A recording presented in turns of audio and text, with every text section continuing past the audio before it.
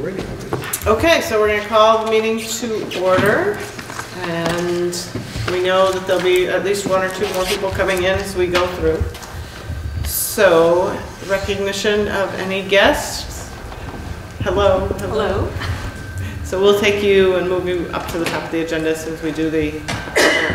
Great. So we need to do just the approval of the minutes, the warrants, and the agenda. I move to approve the warrants and agenda. I second. And the minutes? And the minutes, yes? Seconding still? All in favor? Aye. Aye. All right, and so then we're just going to add to the agenda. I don't think you were officially on, right? Right.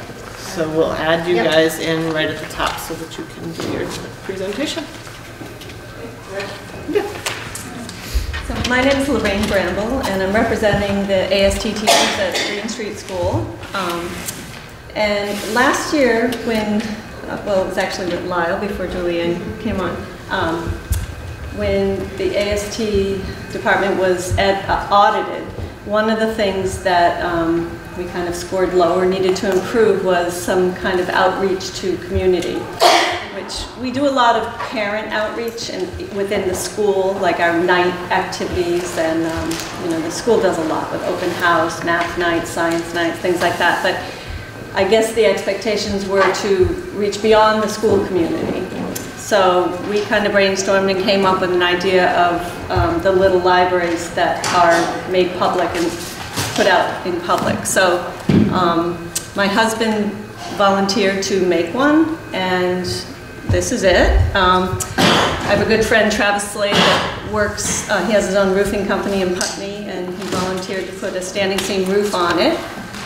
And it has two shelves, so we can accommodate chapter books and a bigger area at the bottom for picture books, things for kids. So it's weatherproof. It has a plexiglass door, so if it does get broken, hopefully it won't get broken. But so we've been talking about putting it up by the Crow Lot, by the bus stand.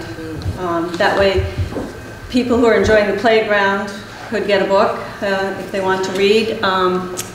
We figured people are walking by, it's a pretty busy area, people that are waiting for the bus. So I hope to maybe have a story done in the Reformer that will just get the word out there a little more and put it in our newsletter at school so at least the Green Street community would know about it. Teachers have been saving books. We have a huge box of books to start out with. I'm hoping it'll kind of run itself with, I'm going to manage it, go up there weekly and just check it out, make sure appropriate things are in there. Not so much censor what's in there, but make sure that it doesn't get like barraged with a certain subject or, you know, political or whatever. Who knows what could end up in there, I'm sure. But so there is an organization that I gave you some paperwork about that I came across this after we built the library, and it's called Free Little Library. There's great little videos that if you want to go online and find out more about it. But I'm thinking that next year maybe in our budget we could put, I think it's $40 to join. They also sell these if you want to buy their houses, their little book houses.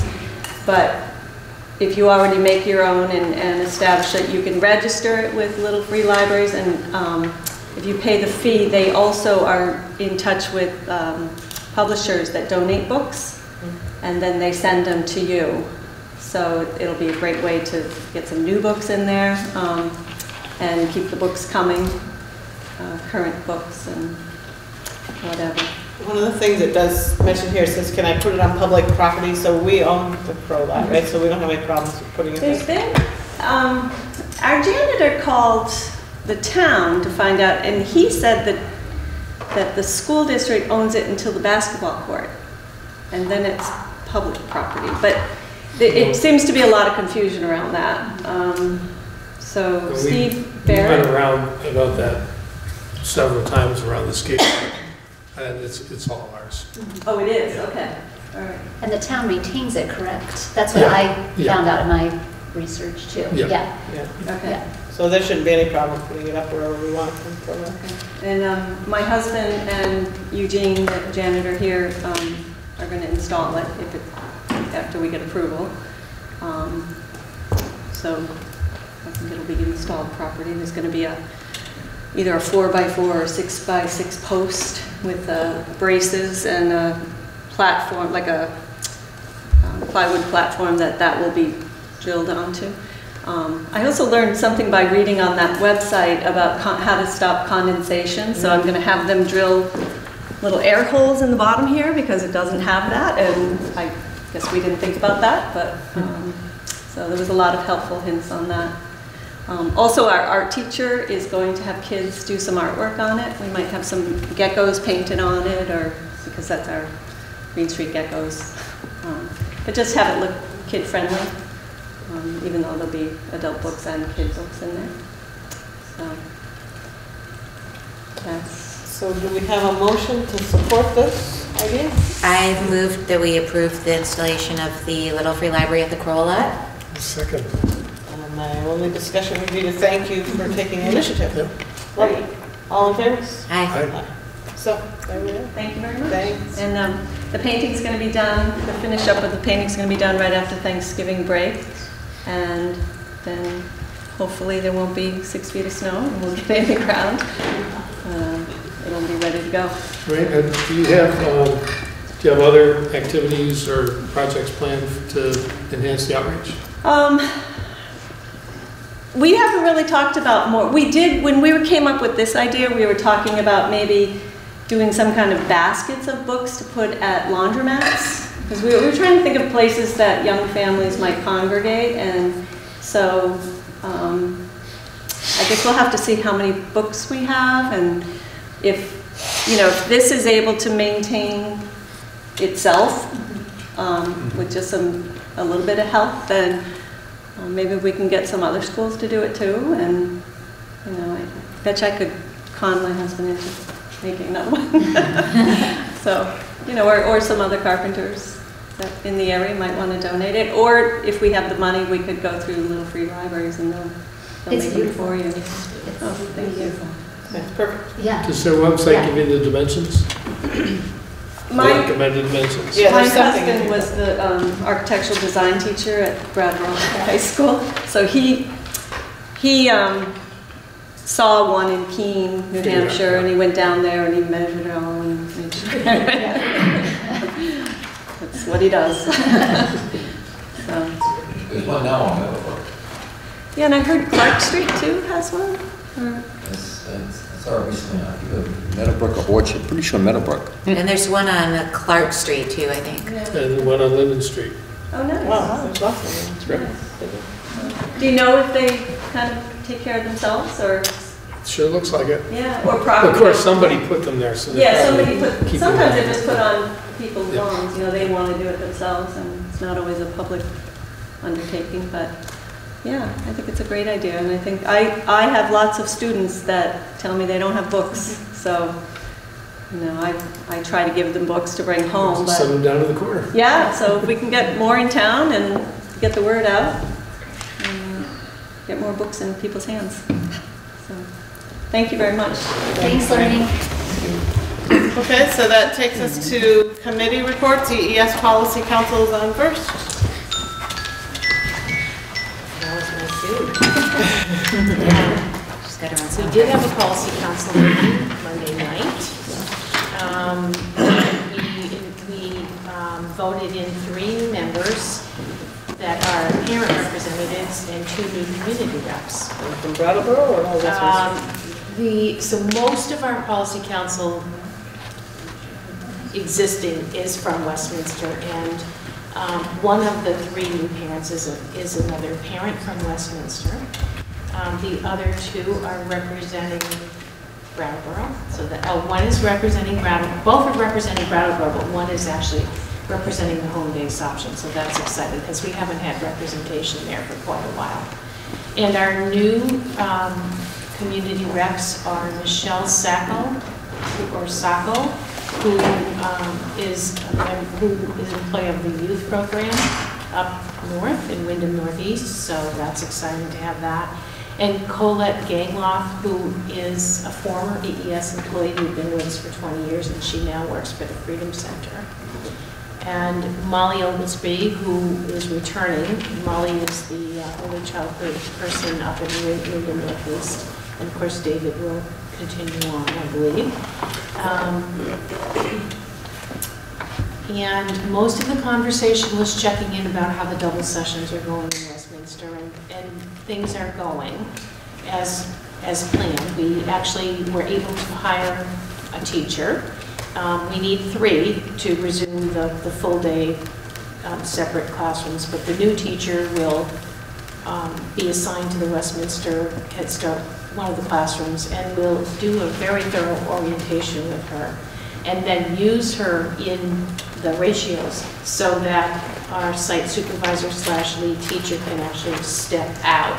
Right now she's really committing 100% of the time to being in the ratio, and we need her to be able to provide support for the early Head Start site as well as the Head Start and do other administrative duties. So we're moving along. How many families left do you work with? 4. So the number's not good on the totals that we have. Well, we have 30 days to fill the slots, and as I said to our parents Monday night, I don't have a crystal ball, but the fact that we already found one teacher feels very promising to me, so hopefully this will be short-lived. But I have no way of knowing. We are prioritizing all of our teacher hires to go there first. We still have 11 vacancies, staff vacancies. I think 10 of the 11 are teacher vacancies. So we're operating with a lot of substitute teachers. And the substitutes don't want to become full-time, or they can't because they're not qualified? Some of them do and some of them don't. And for those of them who do, they need to have certain coursework under their belt, so we're working with them so that they can come in as an assistant teacher. But it basically requires a semester of training. So we have a couple right now who are involved, so we're hoping we can use them. And I think the other conversation that we had was around the development of the refunding application, which I think you all see that we were able to extend that deadline to January 1st, which is great given our situation. And we're looking at actually hiring a cook for Westminster. When we built the early Head Start site, we built a kitchen with that in mind, but we were unable to actually find anyone. So we've been subcontracting the Westminster Center School to provide our meals. And we have a couple of folks who are very interested and qualified, so the Policy Council voted to instate that position in the new application year. We may start earlier because we have the finances to do that. The other order of business, I didn't bring with me, I left in the car, but there is an income eligibility training or discussion that we are required to have with the management team and with the board. It's basically, I have it electronically, so I'll send it all to you. It's pretty self-explanatory. It basically explains to you the process that we are required to do when we're determining eligibility for a family to come in as a Head Start family. So I have them ready to hand out them up in the car, but I will send them out to you electronically. And then Deb, I asked a question back of her from the monthly reports that we got that email today. I don't know if all of you have seen them on the internet, but the question at some point, maybe not tonight, but at some point, if you can give us the difference in what the pay is. I can. And the pay that we're paying to our, if somebody's licensed for K to 6, and if somebody's licensed for the roles that we're having such a hard time filling, what are we paying in those positions as opposed to the school district, and what are we paying? Okay, so I can answer 3/4 of that question.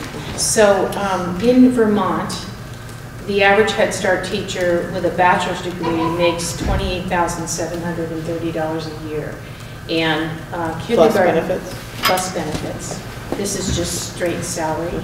And a kindergarten teacher makes $54,920. Now that's not really comparing apples to apples, because a Head Start teacher probably works 12 months, in our case, 12 months a year, and a kindergarten teacher works 10.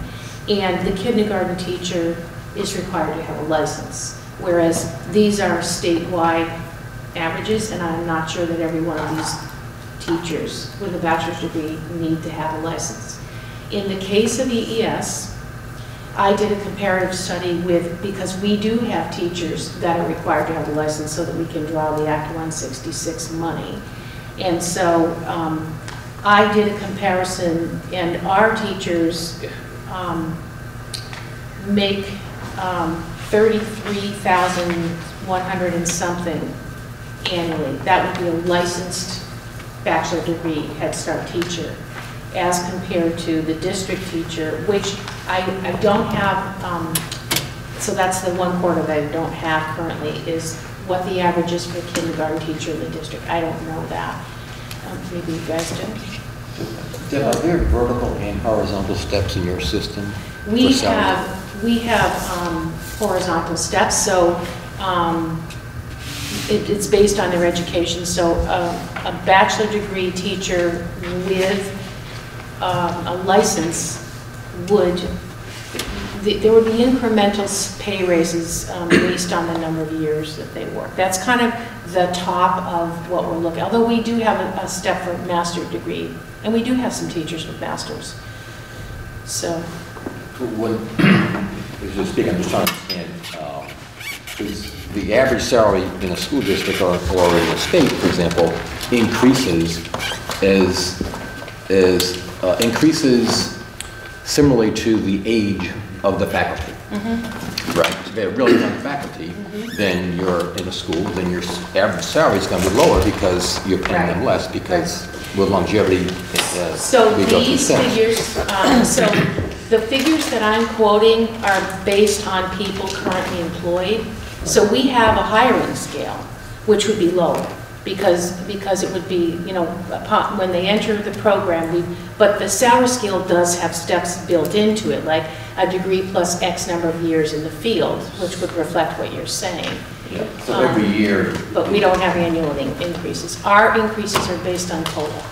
Based on what? COLA, cost of living, whatever. So because our teachers, and it's like the national model, I think, for general ed, public school, K through 12 is that this COLA, which is negotiated, and then there's steps, which is negotiated with, you know, as well, but there's steps, you know, generally the steps will vary perhaps 1.5% a year. Right. So every year in a contract, most employees are likely to get 1.5%. So my point being, if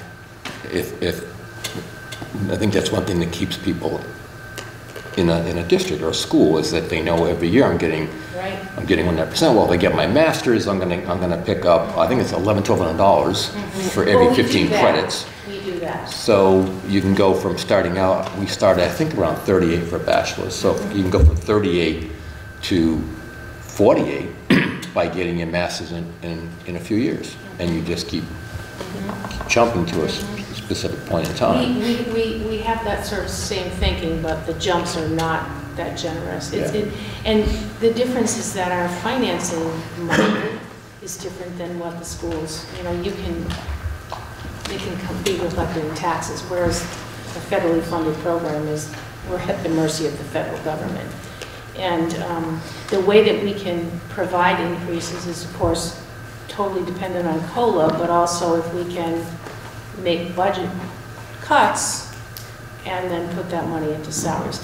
And the other part of your question, Jill, I can say that if we were looking, a year ago, when Brenda and I and Ron and Frank met to do a comparative analysis of the salaries and thinking about how we can make them more commensurate. First of all, we could not afford to do that based on an hourly wage because the Head Start teachers work year-round, and we couldn't afford that. We can't afford it the other way either. A year ago, it would cost us $160,000 to bring our salaries up to what we thought was a commensurate level. That was a year ago. And that money is not one-time money. That's an additional $160,000 a year in our budget in order to do that. And then, of course, as the increments happen with the school system, we would need to find that money too. So that's the situation. What are you paying rent right now? Well, we own Canal Street, you own Canal Street, we own Westminster. We don't pay anything. The biggest cost is at Birch Street. And I couldn't give you that number off the top of my head, but I can tell you that it is a priceless sum. It's not 160,000. It's more than that. Can I ask a question? Please do. I'm just thinking out loud with you for a moment. Is it possible to offer signing bonuses and re-signing bonuses? We have that, we're doing that now. Yeah. So right now, we have a $500 sign-on bonus, and we've actually extended that. We've actually upped it a few times higher. Yeah. There are school districts that have trouble recruiting, hiring teachers in a lot of areas, and in New England are offering signing bonuses, and then they're offering, after every year, they're offering money toward the teachers' loans, interest in their loans, the school loans. Head Start, so we locally have offered sign-on bonuses for quite a while. 500 is kind of the minimum. We've stretched it in some cases. And there are loans, there are certain loans that give forgiveness if you work in a Head Start program, but there are requirements that you work for X number of years before they'll do the forgiveness. Yeah. And so that's not an immediate benefit for families or for employees. The other thing that we do, that I mentioned the last time we were together, is that we do pay for college tuition, a course per semester. So we help move people along that way. And we actually, I mean, our pay compared to this state average is higher. And we are competitive in this community in the preschool world. And our benefit package is good. So that's the story. So I'm going to ask one more dumb question. How much of the space at Canal Street School do we utilize right now for our program? Because at one point, some of it was being utilized by someone else. We use it all. I mean, the reality is that when a space is vacated, it quickly gets taken off. So we're fully using the building.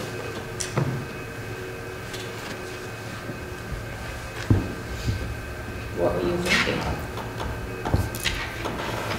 Well, I must be missing something, but I don't understand why someone would ever, no matter how much you love little children, take basically half the salary of what you can get if I'm going to teach a 4-year-old or a 5-year-old.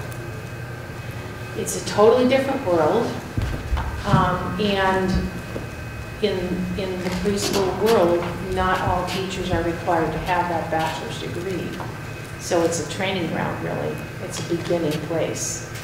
And there are people, thank goodness, who just really love that age group. But if you're requiring me to go to college and repay a college loan, I can love a lot of things, but can't afford it, you know? That's right. Well, I think That's that's the problem. That's right. That's the whole problem. Yes, it is. And that's why there's at least a lot of conversation at the state level about the need for universal pre-K. The problem is so many universal in kindergarten, it took about 20 years to get the funding in place to actually pay for it. How long does it take for universal pre-K? Just remember, universal kindergarten is not mandatory. Is that? Universal kindergarten in Vermont does not mean that kids have to go Right. to kindergarten. But it was But we have to provide Right. spaces for all of Right. them, which we don't have to. We with did every allow school. half-day, and then it became full-day. Well, and the other very obvious thing is that preschool is a business for other people who just, it's not a school yet. So when you say, perhaps the question I'm asking is not really fair to say, what is it to teach 5-year-olds and what is it to teach 4-year-olds? Because But the other truth is that the history of this, the preschool world has not always had these high requirements. And so as the field became more professionalized, so did and the more research revealed how important the preschool years are, the more credence was given to quality programming and raising the bar on the expectations of teacher qualifications. When Head Start started in 1965, parents were in the classroom as teachers. And so we've come a long way. Unfortunately, the money hasn't followed to pay the commensurate salaries. And the early childhood college courses are scantily enrolled, as people have figured this out. So last thought, I guess, is that if we had a way, if we could bring, say, $160,000 off of rent and over to salaries, we'd be much further ahead, but we have no location to do that in. I mean, we've talked about moving some of our early, well, the 4-year-old class like we did right now, into the school. And then earning rent money by renting out the other places, you mean? Well, we wouldn't pay rent money. You would move. Oh, you the would Burge move Street. The Burge Street. I don't know that it would fit over there, but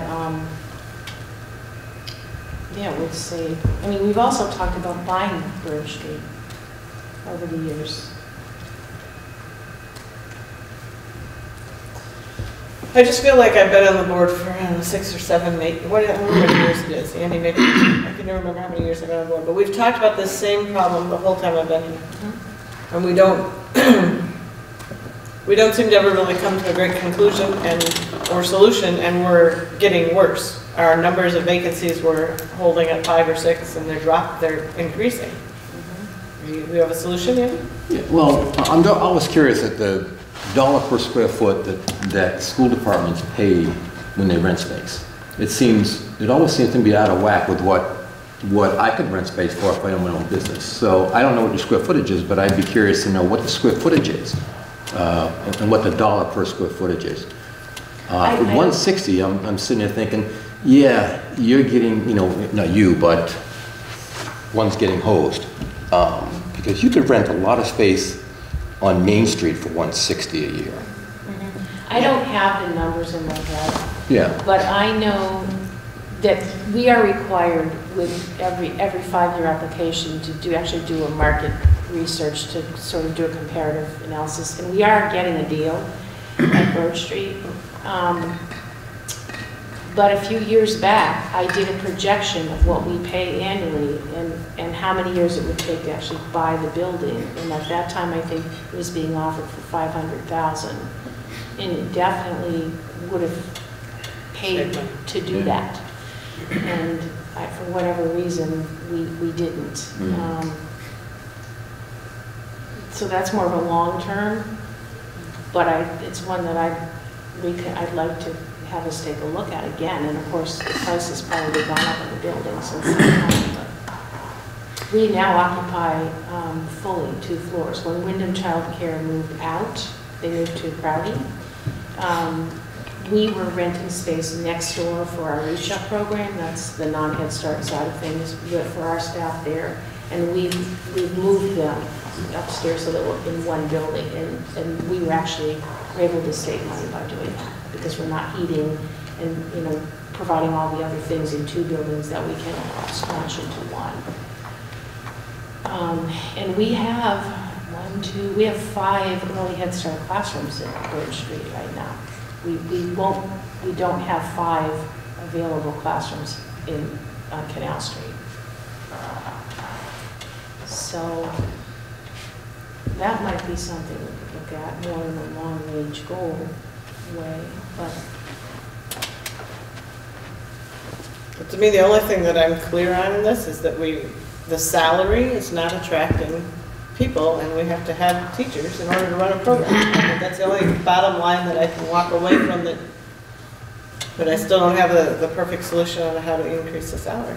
And if we say that we as a board are overseeing that, and this is part of ours, I feel like we need to attend to this in some way.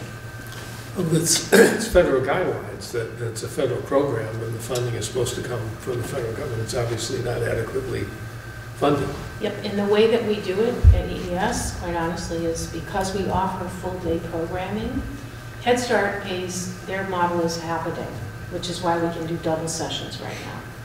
But when we wrap around childcare financial aid assistance, which was formerly known as subsidy money, and we can offer a full-day, year-round program, then we rely on that state money that also contributes to the funding formula of our salaries. Now, if we were to go back and strictly run the program with Head Start dollars, we'd be looking at what we're doing in Westminster minus 1/2. We'd be running half-day sessions, 4 or 5 mornings a week, school year.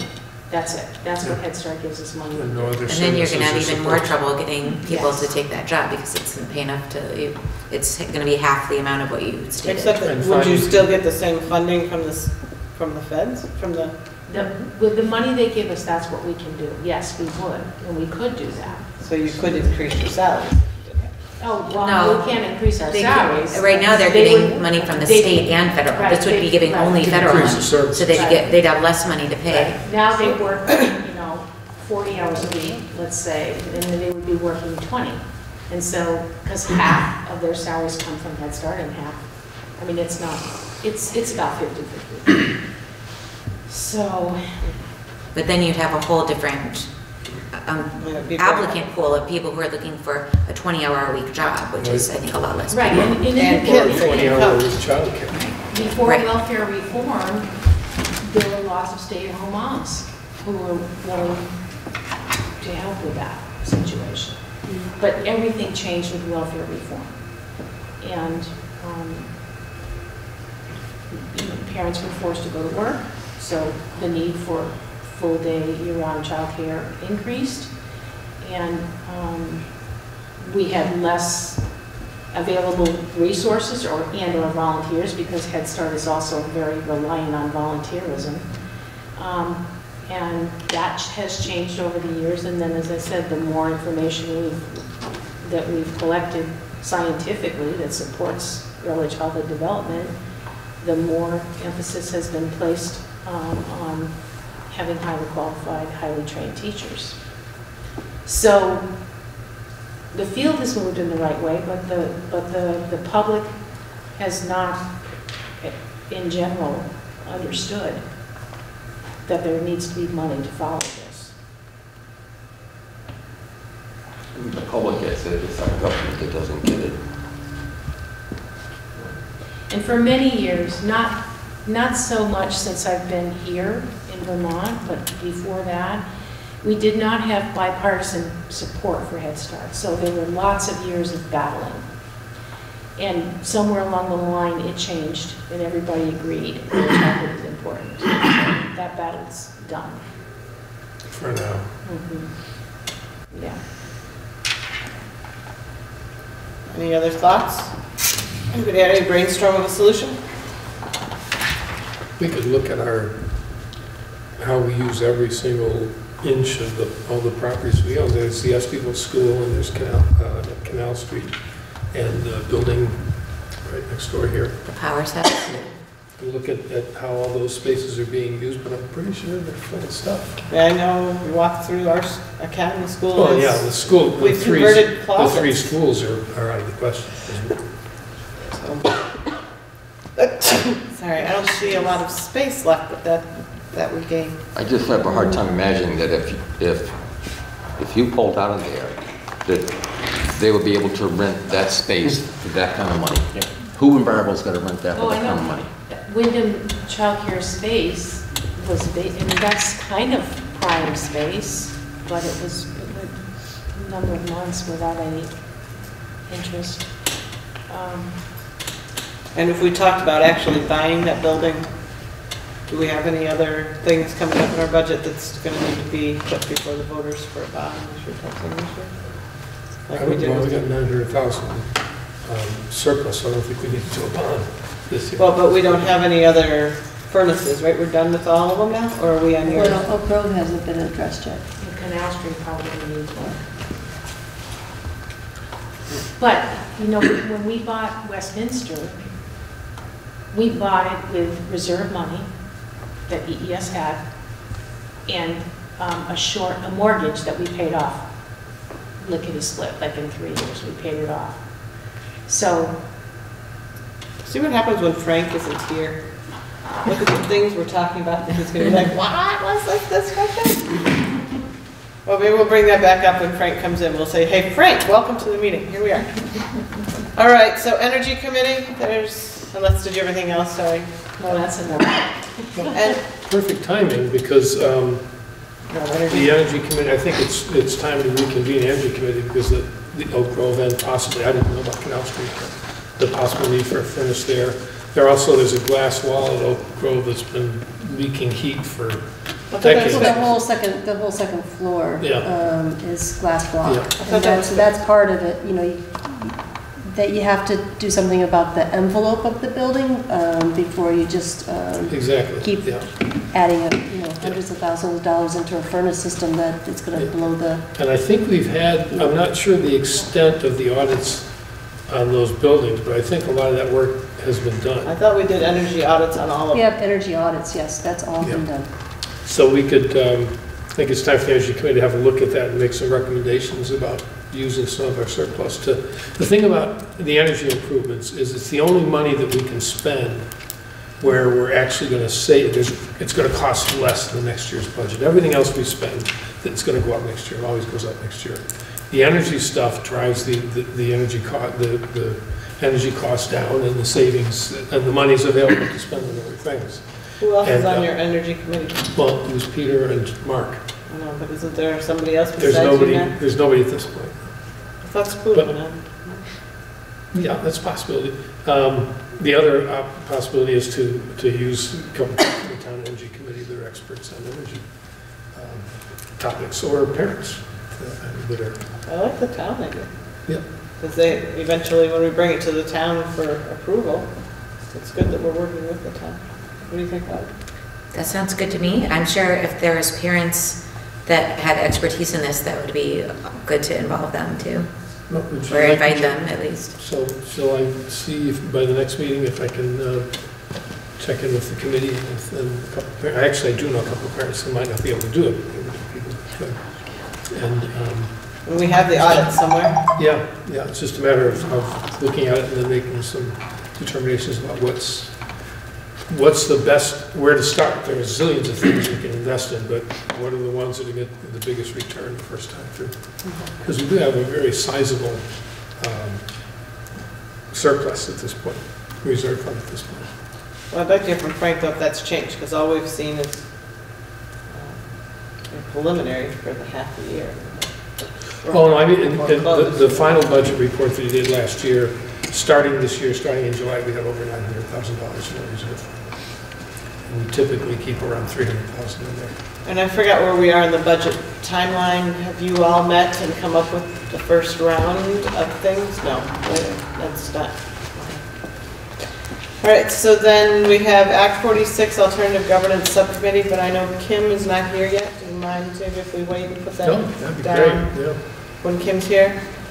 Finance is meeting right now, so I guess we'll skip that. Diversity, We just met, and Peter Elwell attended the meeting. A lot of the discussion was about trying to make the Diversity Day in May a really big, lively event like it had been several years ago. So we're talking about closing down like half a block of Elliott Street, getting businesses involved, and having some outdoor performances, and maybe renting indoor space at 118 Elliott to have a month-long art exhibition. And I think that we settled on a theme for this year, which is going to be solidarity. So working on some kind of written thing to give out to all the schools to tell them, like, here's what the theme is and here's some resources on it. And then there was also a discussion about the event that would be in the ending of January of some kind of a showcase that could include any kind of performance, theatrical or musical, or people reading something that they had written that people from the town schools and all the WSESU schools would be invited to participate in, and there would be like food, and the point of it was more of like just to get people to come from all of the different schools, kind of like a supervisory union-wide mix-it-up day, where you just get to kind of cross paths with people you don't usually do that with. Okay. Administrative reports. Andy, I'm looking at you because you're on the end. Actually, Kelly's gonna do it tonight. All right. So we're skipping Jerry. Sorry, Jerry. Welcome back. Sorry, Jerry. Go back to you. So we had a successful presentation for parents about Eureka Math. David joined us last Wednesday. And Robin too, sorry. It was just more unusual for David to come, because I see you every day. And we had a pretty good turnout, and it was pretty fun to watch the parents working hard on different components of a lesson. And our academic support teachers did a great job of demonstrating some of the new strategies that a lot of parents have questions about, because they're very different than how we learned math. So I think it was well received, and we got some great feedback from that event. And we hope to continue in the spring when we do family breakfasts again to do more outreach in that way, because it's convenient, I think, for parents when they're already there for the breakfast to immediately go to a workshop afterward. So we'll try to keep that format. We've got Miss Twigley's Tree being performed this week. Tomorrow night, I believe it's at 6, and then Friday at 9, and again at 9:30. It's about a 20-minute play. So feel free to come join us for that. The second and third graders have been working really hard on that. We've got Dining for a Cause tonight, actually, at Ramunto's and the 99 restaurant. We will receive 15% of the sales from tonight. And that includes takeout, so if you're hungry after the meeting. Nice. And we've got Academy Night at Brattleboro on December 13th for the same 15%. And we're looking forward to next week on Monday, Tuesday, we have professional development for teachers and paras. We're looking at keys to literacy, comprehension strategies, doing some refreshers for teachers that have had it before, and some beginning work for those who haven't. So it'll be nice to all be together and really focus in on that. And last week, when teachers were doing conferences, we had paraprofessional development on those 2 afternoons that was really powerful. Anna Rawson and Jen Korse came from the ESL department, and they led an equity in the classroom workshop, and they just talked a lot about really simple, flexible strategies that can be implemented without a lot of planning. And as we know, it's touch and go. Sometimes plans change quickly in the classroom, and the paras are often the people who have to make those changes and go with the flow. So I think it was really empowering for them, and they went back and shared with their classroom teachers. And we sent out some resources from that presentation to everybody. So I felt really good about that. I think that's about it. Did you have anything to add, Andy? Got everything. All right. Jerry, coming back to you. Okay. Let's see. Start with today. Our 4th and 5th and 6th graders went over to the high school in the afternoon to participate in the Dimensions for Social Change workshop. Diana Wally works with the high school and has for, I don't know, 6 or 8 years maybe. It's part of the middle school leadership model, and then the high school students take a class. I And I think it's called Dimensions for Social Change or Social Justice in the high school, and they get college credit for that, which is fantastic. And part of that class is to then plan activities and discussions for elementary kids. So today was our day, and they went over there this afternoon, and I know that Lyle was there and joined them. Monday and Tuesday we had our first pancake breakfasts of our family breakfast of the year. I know that other two schools have participated in that, so I had to get in line, and so we had ours on Monday and Tuesday, very well received. Last year we had just one, and the line was like out the door. This year we divided it up. So both days we fed over 85 students and over 40 adults. So on both days. So great. Tomorrow night is our curriculum night and our harvest dinner. So our curriculum night is focused on Eureka Math as well. Families will have a chance to come in, and you're all more than welcome to swing by.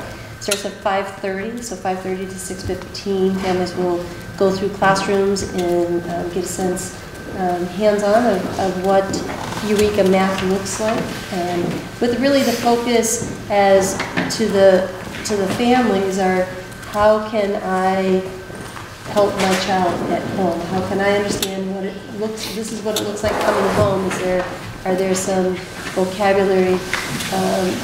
Shared vocabulary, some key tips that parents can use to try to help their kids with math. And then our harvest dinner is our annual dinner that we have Liz Rosenberg from the education director at the co-op always, and she's also one of our parents, comes in and she cooks with every single child in the building.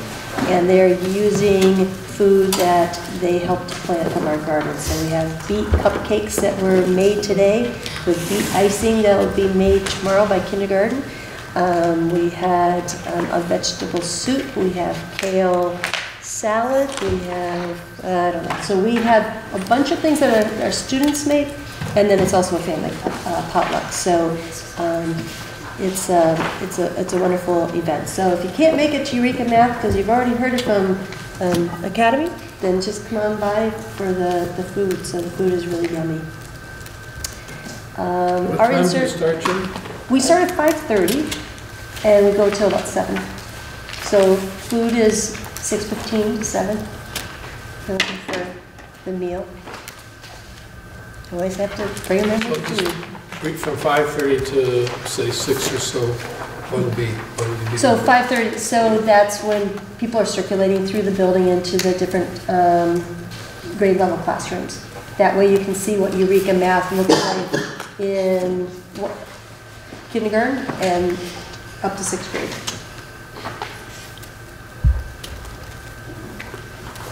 All right, so I think we're on you. Okay. I don't know if you caught it yet, but in the front page of the Reformer today, there was a really nice article showing off our spelling team and the work that they've been putting into their craft. So the 4 students, 6th graders this year, David Burson Harvey, Sylvie Land, Thomas Hyde, and Eben Wagner, will be headed to the state final competition this Saturday. And they're really motivated. They finished in 2nd place last year, and they really want to win. So, do you know where the article, they're working hard. They are. They're working really hard, and they work throughout the summer too, individually, just practicing, and they put a lot of time into it. It's been above the normal spelling team season.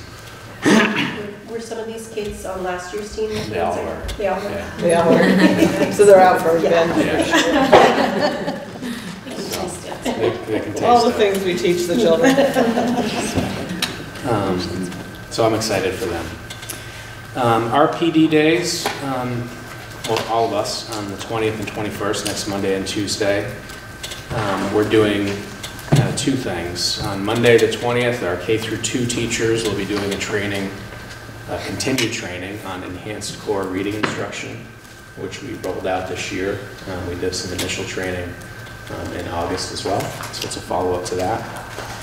While kindergarten and 2nd through 2nd grade teachers will be doing that, our 3 through 6 6th grade teams will be working with Judy Maynard.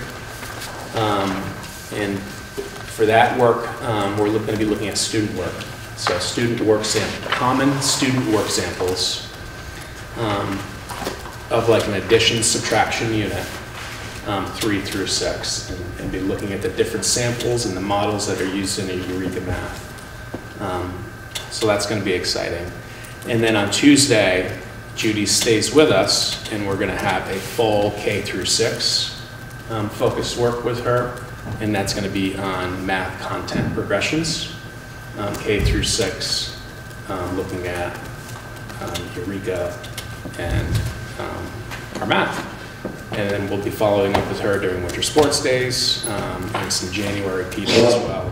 And she'll continue the work with looking at specific student work with our K2 team. So we're excited. I think we've got a good plan in place for next week.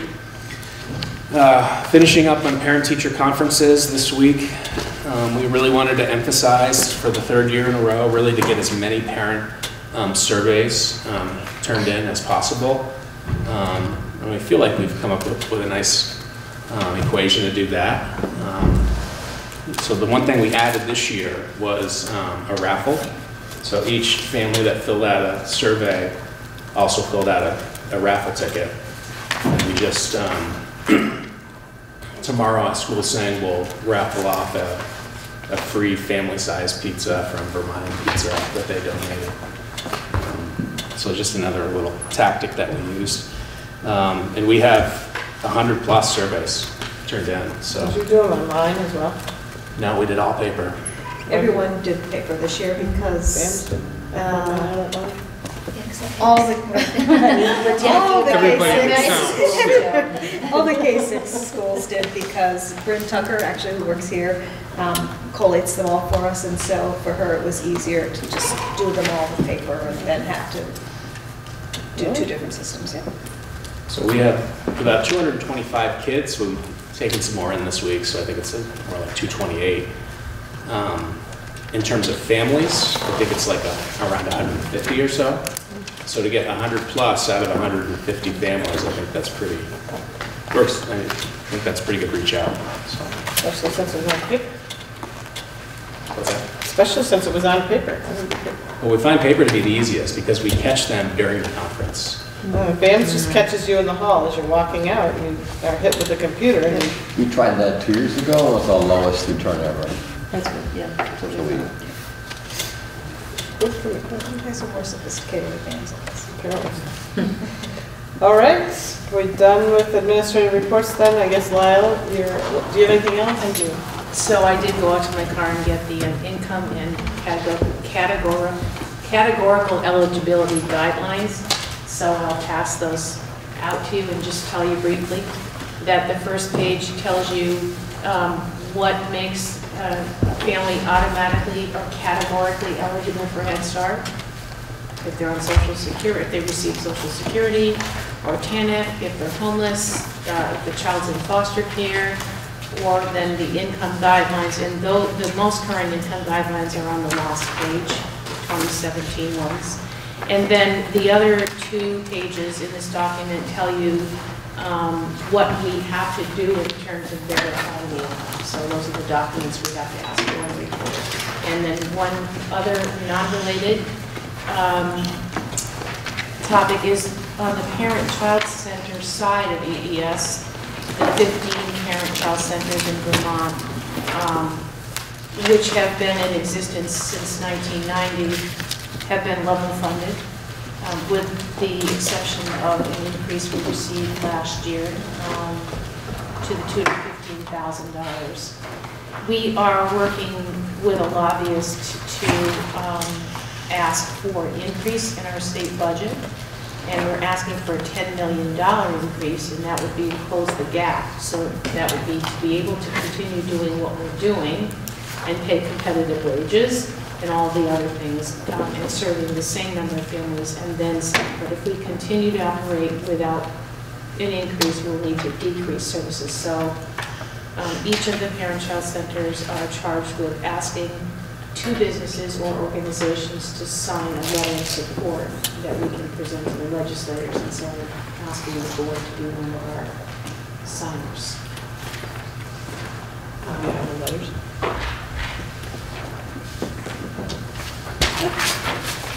So this would be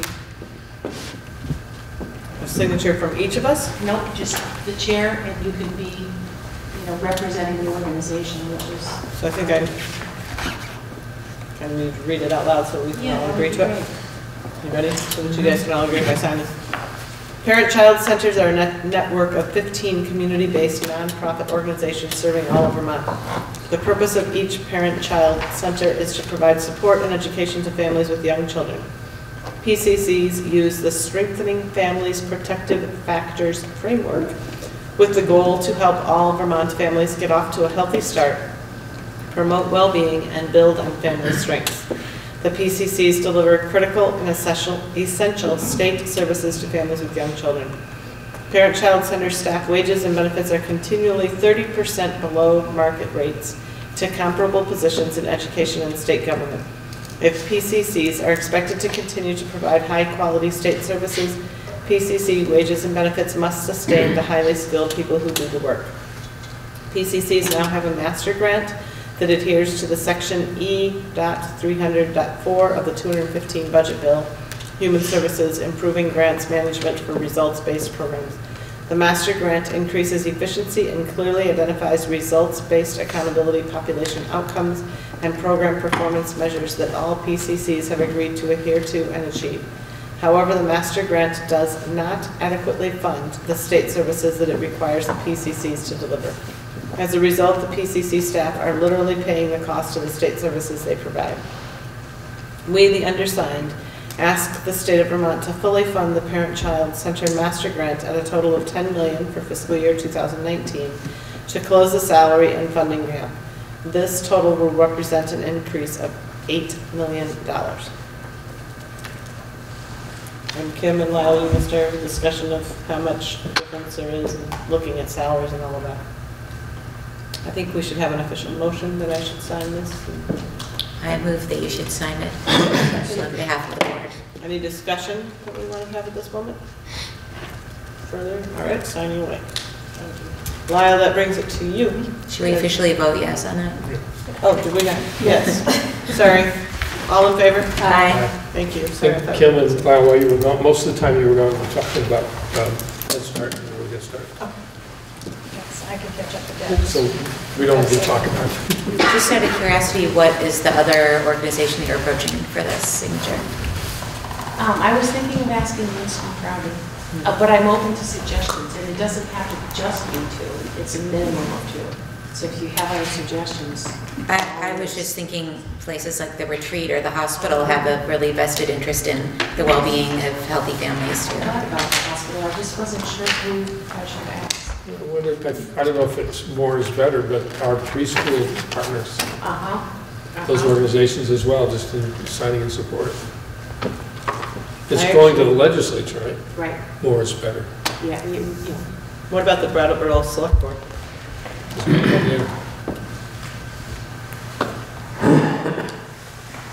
Can you send that to me electronically and I'll get it on our I agenda? can, yeah, that'd be great. Okay.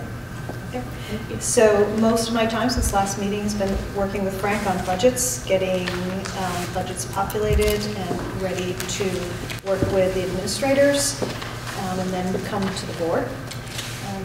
Both Julianne, myself, Paul Smith, Gary Parjek have been working with Karen Tronoski, who we're hiring to update the WSESU website. Much in need of being updated. It's been 2005, 2002. It's been well over 10, 15 years since the WSESU website's been updated. So looking at what it is that how we want to arrange it, looking at other school districts around the state and around the country, actually, just to see what different websites look like, to see what we want ours. We're going to put it on the December 6th WSESU agenda, so that if there are things that the boards would like us to consider including in that, you'll have a chance to talk about that as well, so you can start thinking about that. Do you want to say anything about integrated field review? Sure, Yes, yeah. everything's been really, so. Yeah. So we had our integrated field review on in earlier November, and what we're waiting for right now is the report to come back to us on December 15th. Josh Solieri, who works at the Agency of Education, will be coming to the leadership team meeting to present the report to us and be there to ask questions, to answer questions and provide us with that feedback. And our integrated field review, December 15th. And our integrated field review team, which consists of 22 teachers, administrators, counselors, are also invited to attend that meeting. But I had a chance to have breakfast, lunch, and snack with the visiting team, and they really appreciated the opportunity to come to this district, to come to the supervisory union and get out there, visit all the schools.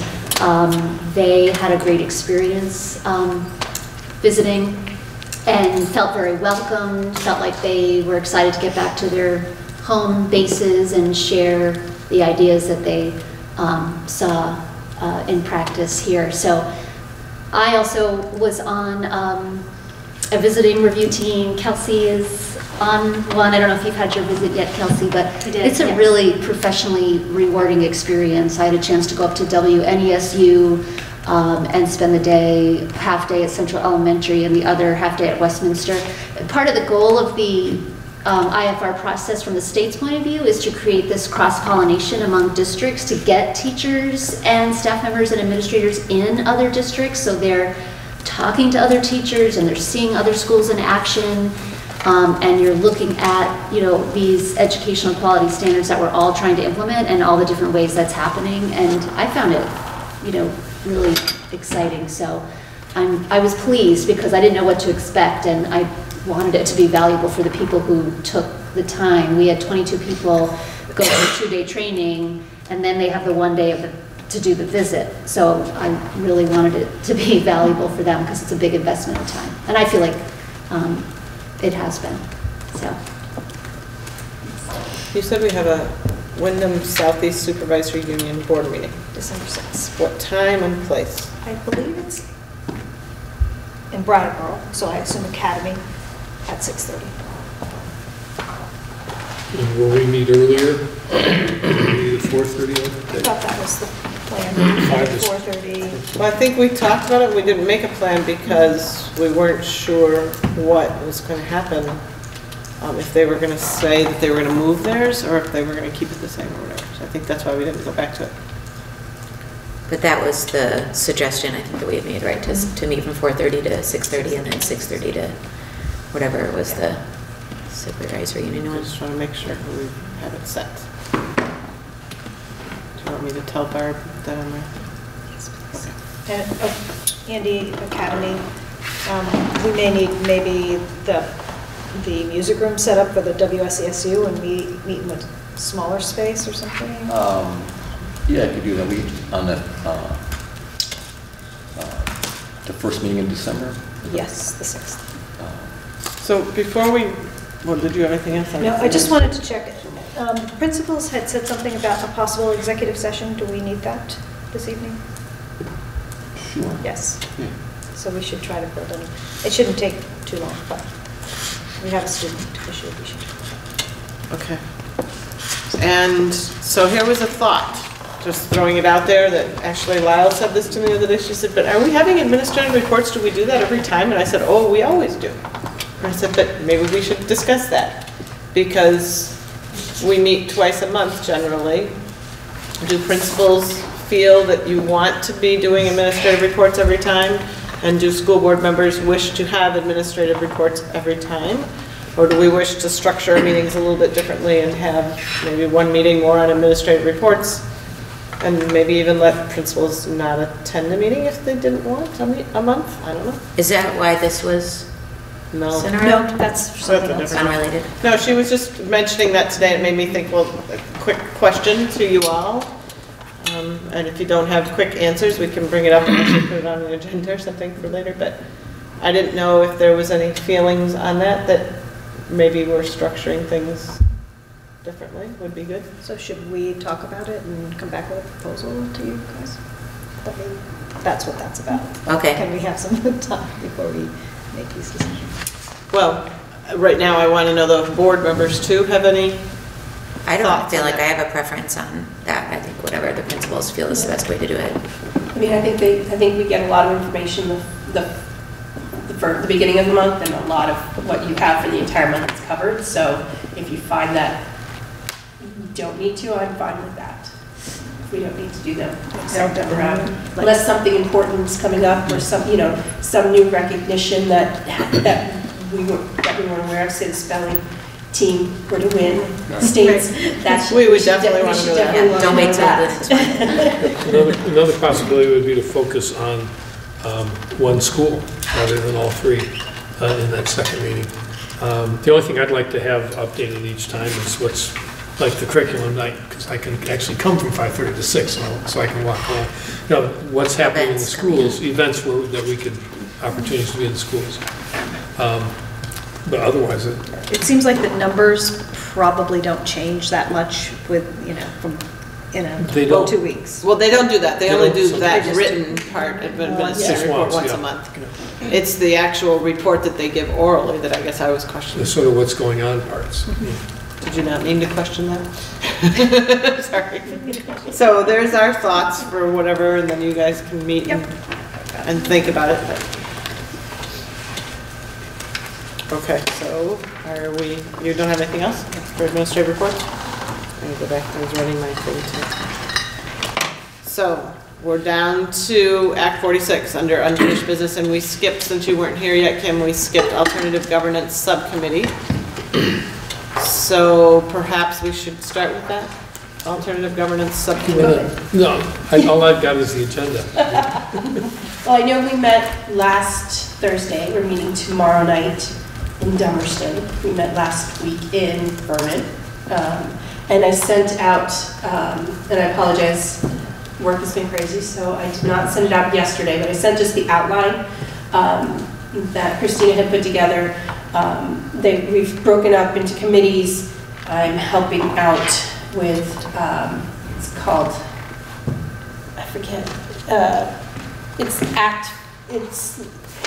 it's basically a committee that would kind of oversee that the schools are complying with the goals of Act 46. That would be created if we did do an alternative governance structure, because this would enable, oversight of compliance. So we're working on that. David's working on, you're working on the finance. My work is finished. Okay, but you're working on that. And then, I apologize, I can't think of the other, there are a couple of committees that were broken up. One was too. the council you talked Yep. about, sort of overseeing the 46 goals.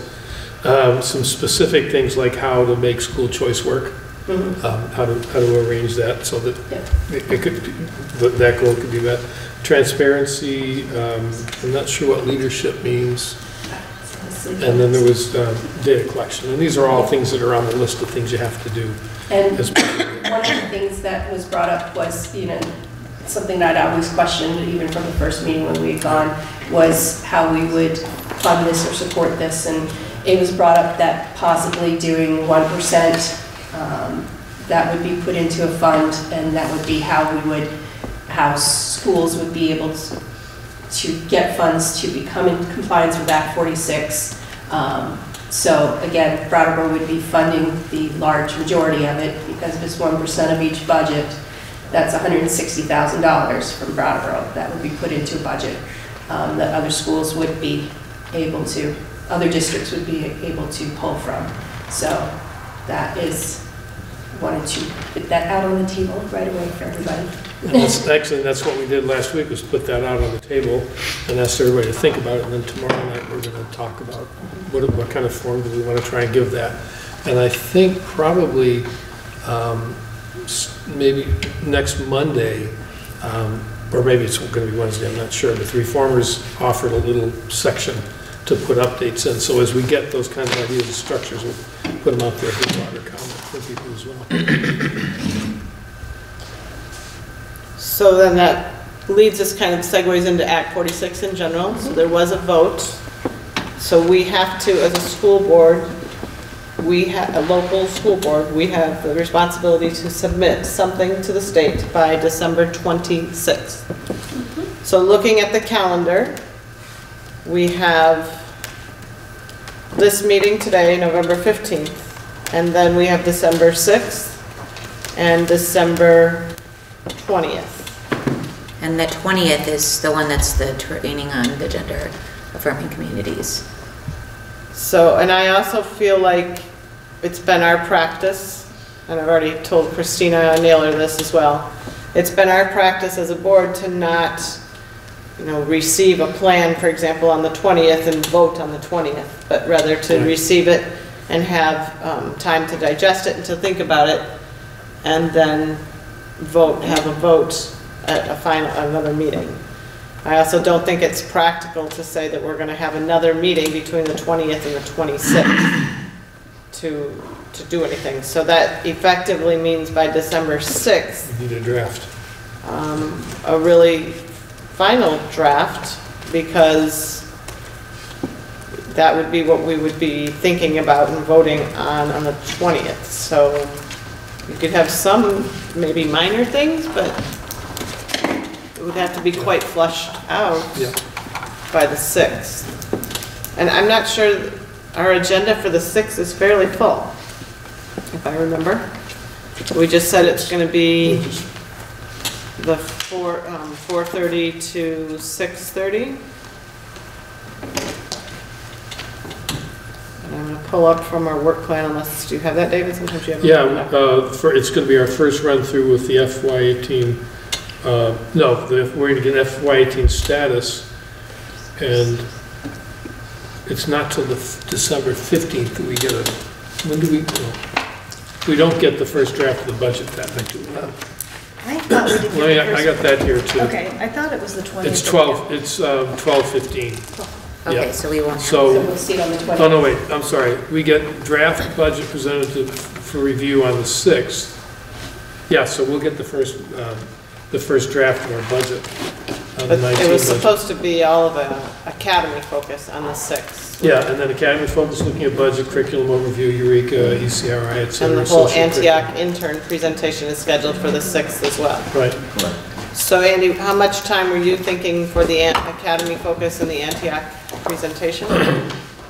Well, I was thinking that because you wanted, I mean, we discussed SBAC presentation. Right, as part of each school.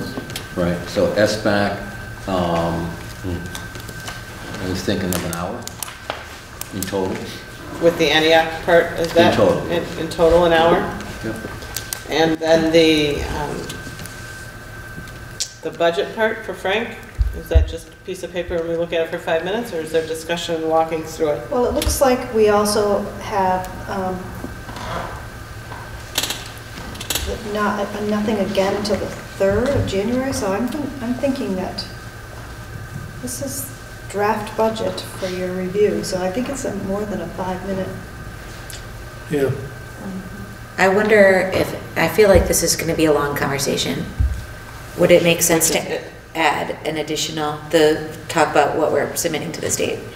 Would it make sense to add an additional meeting, like the 14th? Is that done? I don't really feel like I have a lot of extra time in December. I've already got things booked. Or for November 29th, maybe? Or maybe the week move the after SU, Thanksgiving? change the SU meeting so we don't have a deadline.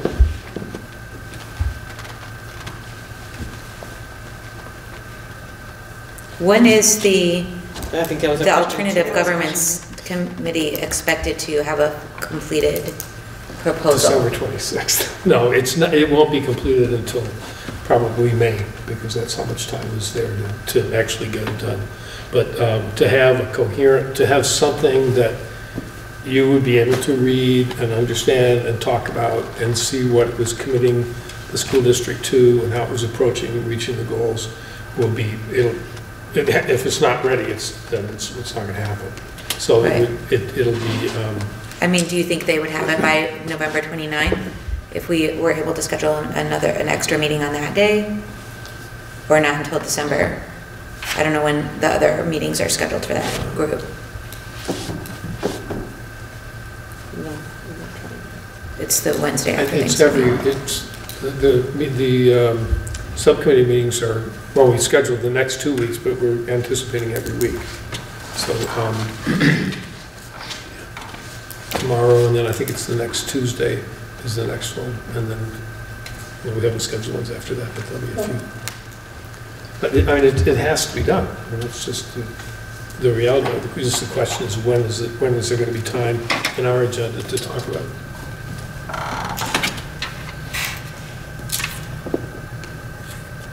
That's the question. I'm looking, I guess, to the alternative governance folks. I think Robin's question is the question. When, her question is, if we have to schedule another meeting, what is the date that the document's going to be prepared? That's why I went with December 6th. Yeah, Oh, yeah. okay, I didn't- Like I'm if we sorry, wanted what to is that? add an extra school board meeting on Well, it November would be 29th, better- would there be something that was ready for us to discuss and vote, consider It would be voting better on February that day? 13th of December than the I'm the not last day in available on the November. 13th. What's that? I'm not available on. Yeah, so it would have to be the last week in November if we're going to do an extra meeting.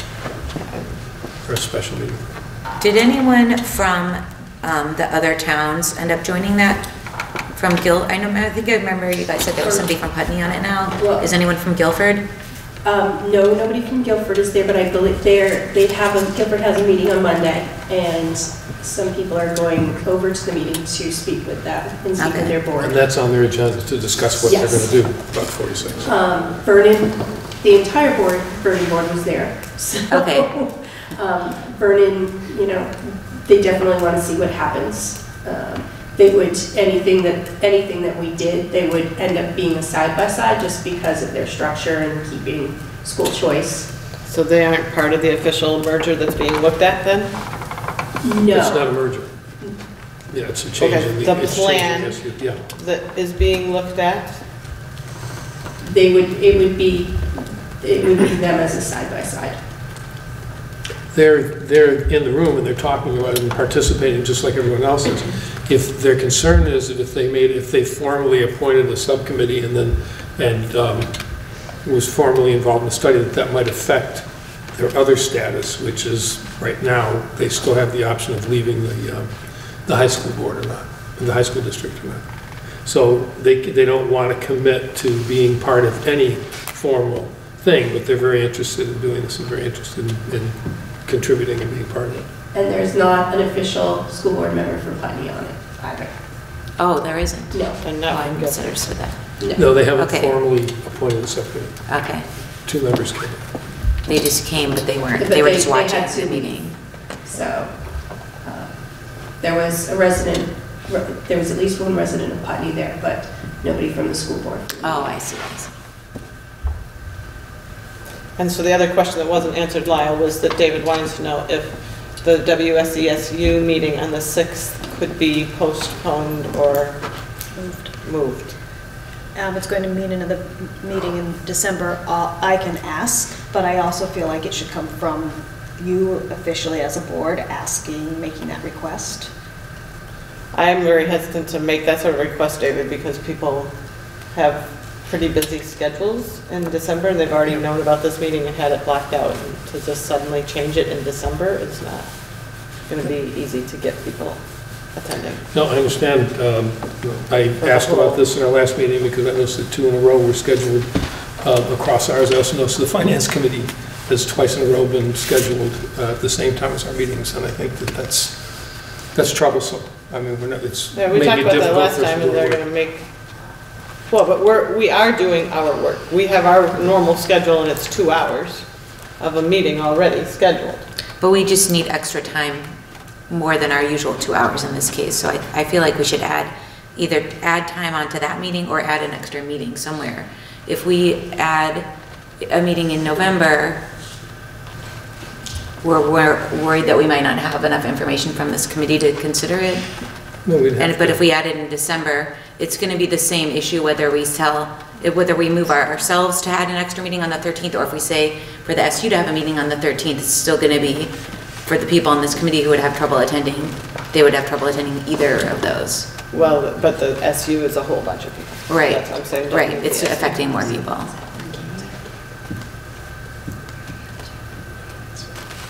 But if Kim was saying she can't come on the 13th, that's either way, whether it's just us, or the SU, she's one of the people attending from our gang on that, so that was what I was thinking of.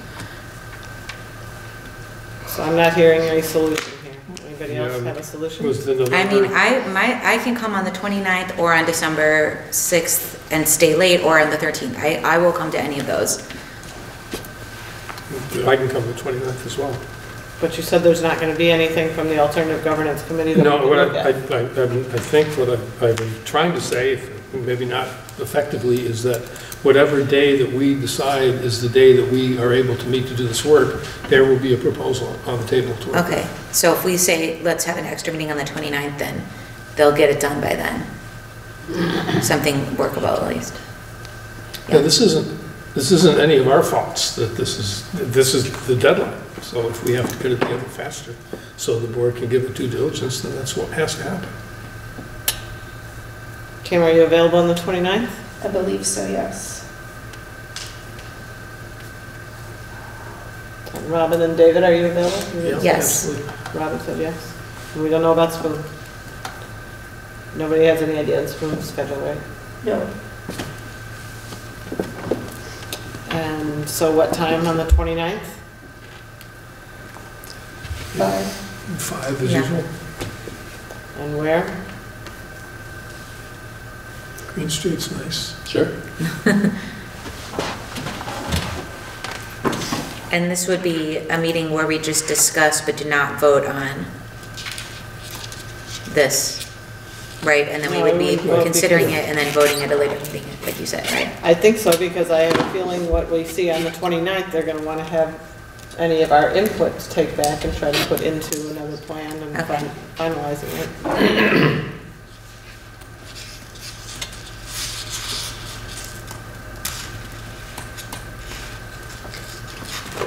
The question about the gender affirming communities, that's the only thing on that day, but we, on the budget development timeline, we're also scheduled to have a look at the plan and analysis review again. So both of those things are going to be on the 20th. So that's probably not going to be a great day to spend a lot of time. Right. I'm sorry, I didn't understand what you're saying with that. So That the 20th seems quite it- full. Yeah, it would be hopeful, well, it would have to be time for comments and considerations, but I don't know how many changes could be made. I don't think there can be any changes at the 20th. I mean, that's why. No, that's what I mean, that it would have to be, But we I'm could, not sure what would happen, what could happen in between, but we'll have to see how it unfolds. We may need 15 minutes at December 6th to talk about it, or we may have to stay longer at the 20th. But the 20th, I mean, realistically speaking anyway, David, if this is a plan that involves all the schools in the supervisory union, correct? Then Brattleboro's comments don't make any difference. At that point, it needs to be Brattleboro saying yes or no, that we're in Pretty or not. much, yeah. So Yeah, I think so. I think that's all you need for time on the 20th is, maybe it takes some discussion amongst us, but it's not like we are going to say yes or no, and then Putney's going to say yes or no on Thursday, and on Friday Dummerston, and then suddenly before Monday, people are going to come up with a different plan that's going to Right, change no, it's according not. to that. Right, because this does not have to go to the town to vote either. No, the time's done. But it has to come from school boards. just, I don't want to go too deep into this discussion because I know we can talk about it a lot on this other meeting, but what happens if all of these boards don't recommend the same thing? Absolutely, very possible. And so each school board is going to make their own recommendation and send it to the state. And the state is going to look at all of the different recommendations, and they can follow any of them or none of them. Okay, so it's like just a suggestion at this point. It's only a suggestion because the voters said no. So at this point now, the state has the mandate to figure out how things can move forward. Okay, So even this plan can be submitted not by a school board as well. If there's a group of citizens that put together a plan and think that they have the perfect way to make this work, they can submit it up there as well, even if our board were to say no. okay.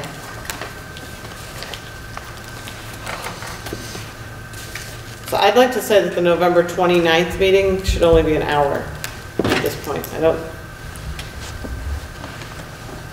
I mean, it's us giving comments on whatever you have put together. And I'll make sure it's And it's- emailed out ahead of time, so people have time. Exactly, so it's Okay. only us giving comments, and then we should be, it's the Alternative Governance Committee, because this isn't a plan by Brattleboro. This is a plan being pulled together, and Brattleboro is giving it consideration.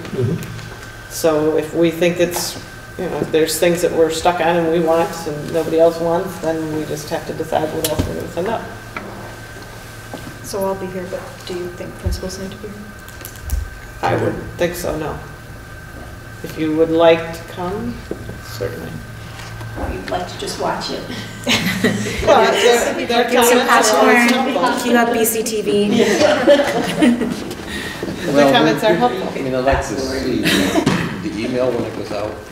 Is it, I'm sorry, I'd like to see the email when it goes out. Sure. Because there were, I know, didn't quite fully understand it, but the concept, I think if I heard right, that Brattleboro would pony up 1%. Along with everybody else ponying up 1%. Oh, so they went up Yes. 20. Everyone's ponying up 1%, Right, but that's a but lot our more money 1% is a in bigger- our town than in, It's a bigger amount. yeah. And I didn't understand underneath that, Kim and David, that, is that 1% from BUHS as well?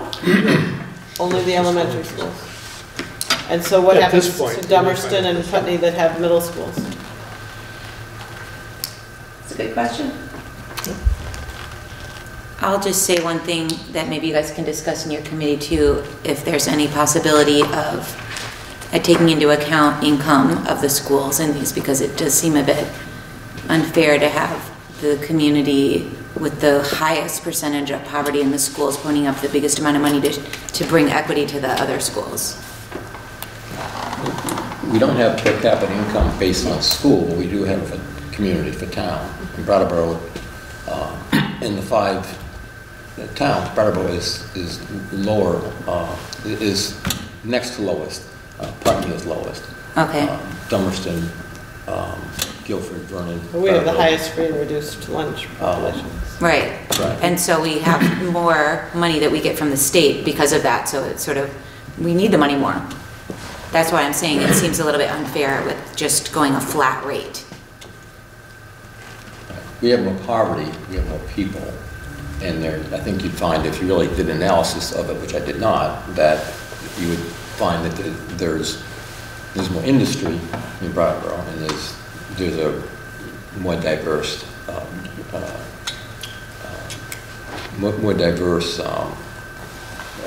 continuum of incomes in Brattleboro to offset. But when you look at strictly what individual pay, they're shockingly low. Yeah, but this is, we're not talking about 1% of the town budget, it's 1% of the school budget, Right, right? based on, okay, which is based on students. That's how we fund schools in Vermont, by students, right? We have the poorest students. Right. So unless we got an equal, I'm sorry, it is cold, the thoughts aren't coming. Unless we got our fair equivalent of that, it would seem inherently unfair that the poorest population, students, is receiving less than their fair. Right, that's exactly what I'm saying. That's what I'm asking the committee to consider, if there's a way to bring more fairness to that, taking into account the amount of students in poverty in Brattleboro and to maybe find a way to make that more fair than just like the flat rate, as if the schools were all equal in terms of population, which they aren't. Yeah, I think the thing to keep in mind is that the difference between the alternative and the merger is that in the merger, that would just be done across the board, and the money would go out from Brattleboro to the towns. This is an opportunity for the towns to actually talk about it and to look at the proposals that are being made for using that money for achieving equity or whatever other improvements are necessary. So David, I have it's to an stop opportunity you to have because it was never that way in the merger. It's an opportunity to have the boards talk about that and make that decision collectively. Right, so exactly that in the merger, that it was not just money leaving Brattleboro and going, it was a merged system, and so those decisions would be made by a merged board. The difference of 1% across, what Robin's pointing out and what Andy's saying, is that it's 1% from everybody, and that it's being decided and used exactly how is what, it's not clear, but it sounds like it's just being decided by one board that you're talking about putting together, is what you were saying? No, that would be a board overseeing compliance on Act 46. So who's deciding the 1% and how it's being? That's in draft form at this point, but it would be, the idea at this point is that there'd be a leadership council in each of the schools, similar to what the article said. And the school board member on each of those councils would sit on another board that would take that information from the school leadership councils and then make determinations about where that additional money was applied to meet the goals of Act 26. So my point being, in the merge system, it was a similar idea. And it was not just 1% coming, it was being that everyone was looking at it and looking to see exactly where was the most need. And it was not ever just money flowing out of Brattleboro to everybody else. That was never how it was going to go. Well, I don't think that's what they're suggesting exactly. The money's flowing out of everyone, but it's flowing out at a flat rate that just seems that it would be a disproportionate impact. Right. That's what I'm trying to say. So my other comment on what I read through on the draft that you sent out, Kim, to everybody. Mm-hmm. The biggest comment is that there's a little section that mentions equity, and that I think I can actually pull it up here. So it says, consolidation does not appear to guarantee equity and quality of programming. SBAC score variation is as disparate in the 3 consolidated Brattleboro schools as rural schools, so other intervention is needed. And above that says, challenges in equity with behavior programs, Dummerston in-house pre-K universal meals, though not all programs may be required in all schools. So I would urge, while you're creating this, the realization and perhaps even the viewing of what Mark presented on Green Street, because this seems to indicate to me that there's equity is just behavioral programs, and that you'll get changes in SBAC scores with just behavioral programming or perhaps something else. And this doesn't even talk about all the many, many things that Mark talked about. And I actually made a bit of a list of that this morning. And it's after school tutoring, it's before school programming that we have offered. It's even as many things, as simple things as being able to drop your kids off a half an hour early at the schools and be there to accommodate families. It's our backpack programs that are sending food home, the healthy snack program, the universal meals. It's the nutritional quality that we've looked at and paid for. But then it's also the teacher leader programs. It's the sharing of the job coaches that are going on. It's not just one program or 2 programs that make a difference. And to me, the thing that has made the most dramatic difference over my tenure on the school board has been what Andy led at Academy School, and Jen started and Jerry followed at Oak Grove, and what Mark has been doing here at Green Street, which is the fundamental shift in thought of every child needs to get what that child needs in order to succeed to his maximum potential. And to do that requires looking at a very broad base of what all the programming is doing and how to make that fair. And this plan right now seems to indicate only that the only thing we need to worry about is the behavioral programming. And that equity is behavioral, and that we need a pre-K in Dummerston, and then universal meals would be great, but that's it. And that somehow those are the programs that affect the SBAC scores. And I also submit that I don't think the SBAC scores are the only measurement that we use. I think we've seen that time and time again. And we talk about the climate survey, and we talk about the exit tickets that they come to class with, all of those different things that go on. And the merger that we spent 2 years on addressed that from a much broader perspective, and I don't understand where that's coming into this yet at all. It's not there. The things that are specifically mentioned there are the things that came up at that meeting. These are all basically minutes from a meeting. That isn't all there, and it's not going to be all there immediately. But that's part of what we're talking about. Well, everything you just said is exactly what we're trying to build into that this. is what we did for 2 years when we looked at it. So when we see a draft, I need to see, for me to support anything different than what we've spent 2 years doing, just to be very clear, I need to see the same level of thought and the same level of planning and the same level of this type of structure is going to accomplish that. And I'm really hesitant on 1% just coming from us and going in. The merger did not take all of our money, as you just said, David, and throw it out to everybody else. That was not it at all. This plan right now, 1% is much closer to that. Well, the merger did take all of our tax rates and equalize them.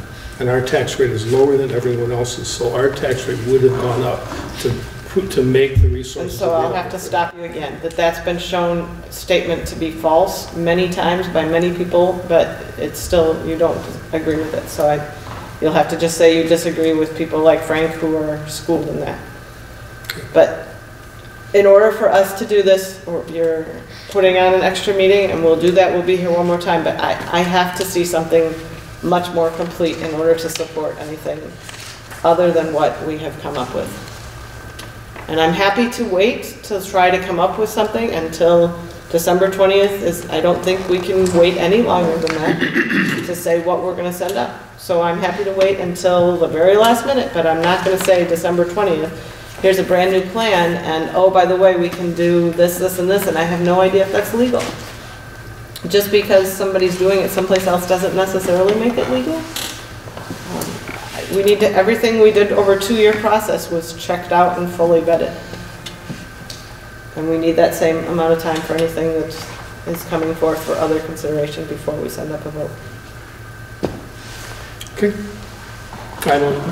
We'll see what we're able to do between now and the 20th. It's not going to be a complete 2-year effort, but there are the months between December and May for that to work out. It's going to be a back and forth conversation with the agency where issues of legality and what's doable and what's not doable will certainly be dealt with. So that would be a citizens group sending it up, not the school board in that case. It depends on who votes on that.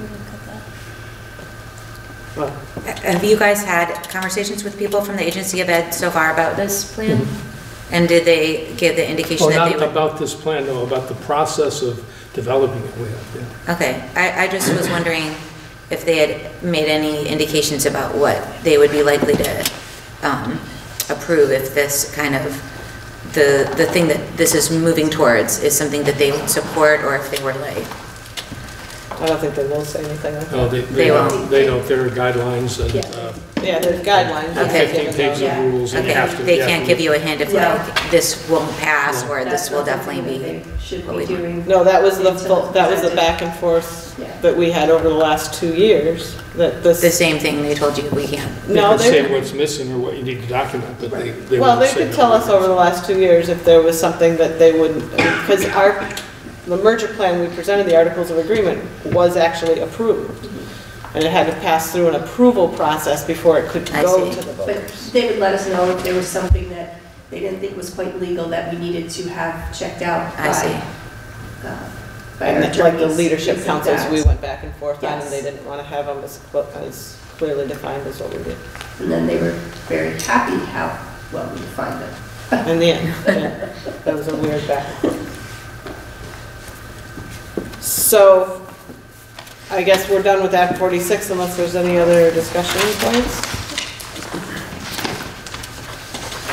And I guess I should send a quick email to Barb and tell her we now have an additional meeting as well. So that moves us on to Universal meals. universal meals, yes.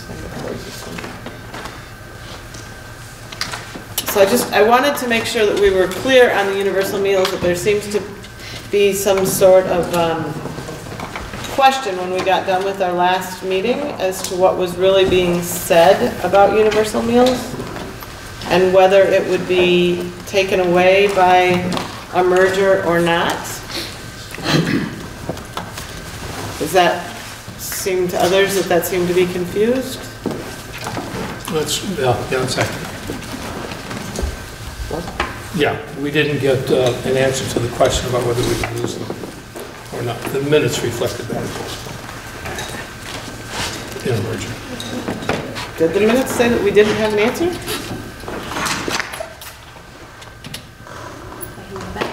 If you would.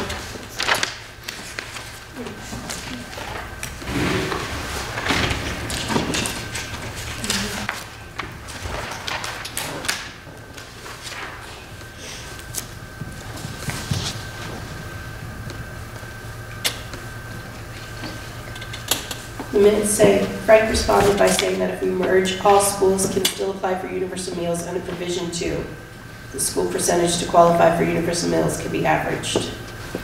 That was when he was talking about the fact that if we did it as an entire school district, we would be below the 40% direct certified, so then we wouldn't qualify for the same amount of funding. But we could apply and get less funding and do more subsidizing by the school district.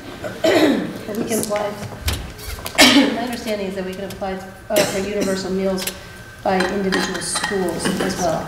Right, That's correct. and that was the thing that I think there was confusion about after the meeting, that both the idea that we would lose universal meals or that everyone would gain universal meals were both not exactly accurate, that it was, we could just keep it going how it is with just Brattleboro qualifying and the other towns they could do it at the level 2, but then that would mean everybody would have to pay more. So I thought our discussion at the last meeting was only about your question, David, about whether the merger was going to take away universal, or if the merger would allow for universal meals for everyone, and that Frank addressed that question. No, I asked 2 questions, and the second one was, will we lose them if we merge? And he addressed the first question. He didn't answer the second question. My recollection of that meeting was that it was clearly you stated. can watch the video and read the minutes. I think you can, but I'm not sure that matters, because what happened was that I sent out an email saying we would lose them, and that was inaccurate. And I found that out the next day when I got the email that you sent around from Lori Coleman.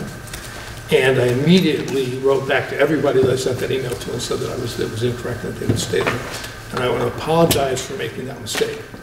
Interestingly, I didn't get the second corrected email. I only received your first email that said that it was a known the exact fact. same email list. I never saw a second email. Who sent you the first one? Actually, that's true. The first one was sent to me as a forward from someone that said they didn't think that was true. I don't remember. Yeah, well, they got the next one the next day.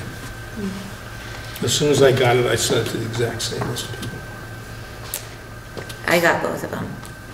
So I am concerned, David, of sending around something that said to people in your position on the school board, it was phrased something along the lines of, there are many opinions floating along, but here are facts. Presenting them, as if I'm a school board member. You never said I'm speaking on my own behalf or I'm giving an opinion. And you said, here are facts. We will lose, the Brattleboro will lose universal meals as soon as this merger goes through. It's not going to work. And I'm concerned of the appropriateness of sending out something like that. Well, again, the memo that I got from Lori Colvin described the situation where we would not be able to do it as an SU. I didn't ask her directly would we lose them? That was my mistake. I didn't write back and say, would we lose those meals? I did ask, and again, watch the video, because I asked both of those questions. And Frank responded to the one about the study committee. And I also, well, that's enough. I'm not going to, it doesn't matter what other people did. What I did is what's in question here. Based on the information from Lori Colgan's article, and based on my understanding the way local educational agencies work, school districts work, if more people came into the district, we would not have as many, and we wouldn't be able to get them. That's the way I understood her first memo. Robin actually wrote and said, I think you still would. I wrote back and I said, I don't know for sure.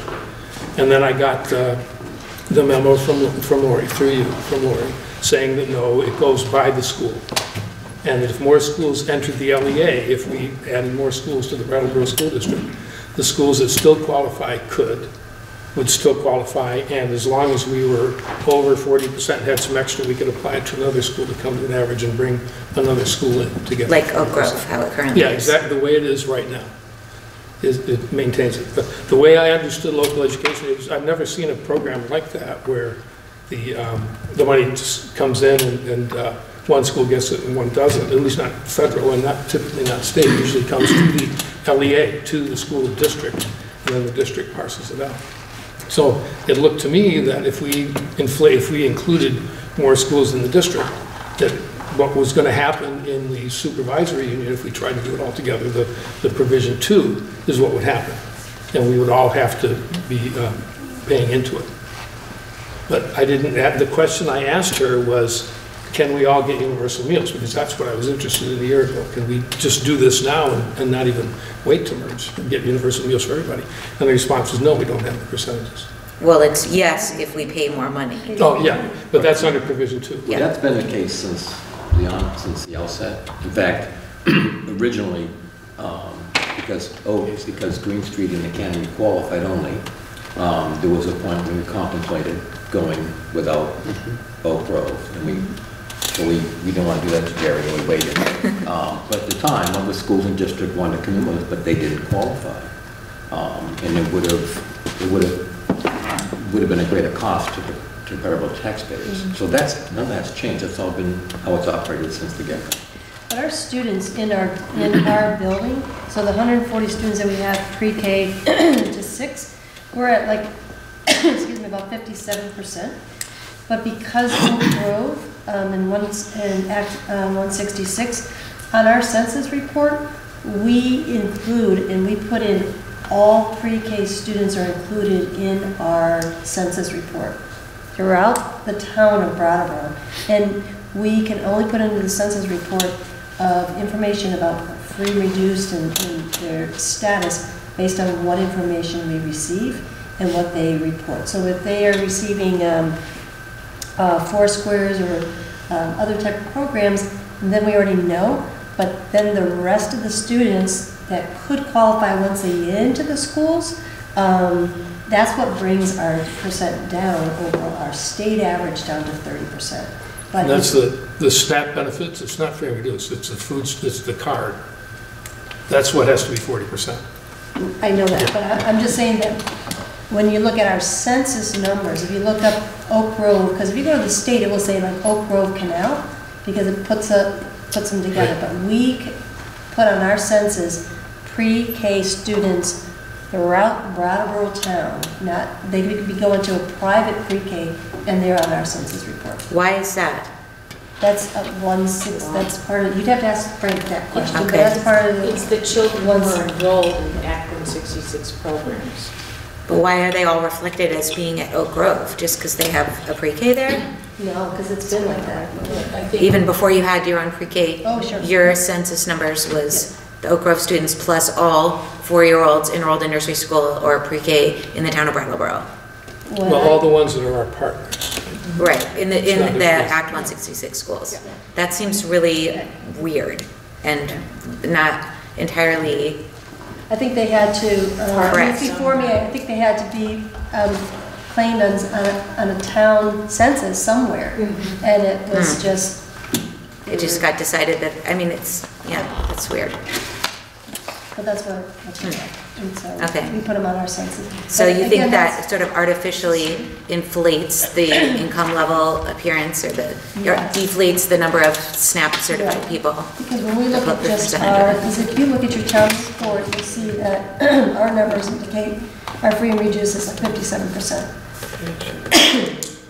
But if you look it up, if you go to the state, it will come up as being, I don't know what's really, I think it's Andy. If you go to the state census, it looks at us, which is where universal meals come from. It looks as, puts us at like low 30%. 35.94, I think. Yeah. You think? Because I think even the digger, It's a the pretty Vermont digger specific thing where it mentions like your SBAC scores and everything, it's really, it's in the 30s and it's like, that's not true, but Strange. that's a Okay. Frank question, you have to ask him. It might be because Canal Street was part of the family education and everything, and so Oak Grove and Canal, they're kind of together. I see. So all those students in Canal, but the preschool. That represents the Yes. pre-K students. Well, years ago, if you went to Canal Street Yeah. for K to 2. Yeah, and then there's Oak Okay, Grove. so this is like a Yes. historic remnant, basically.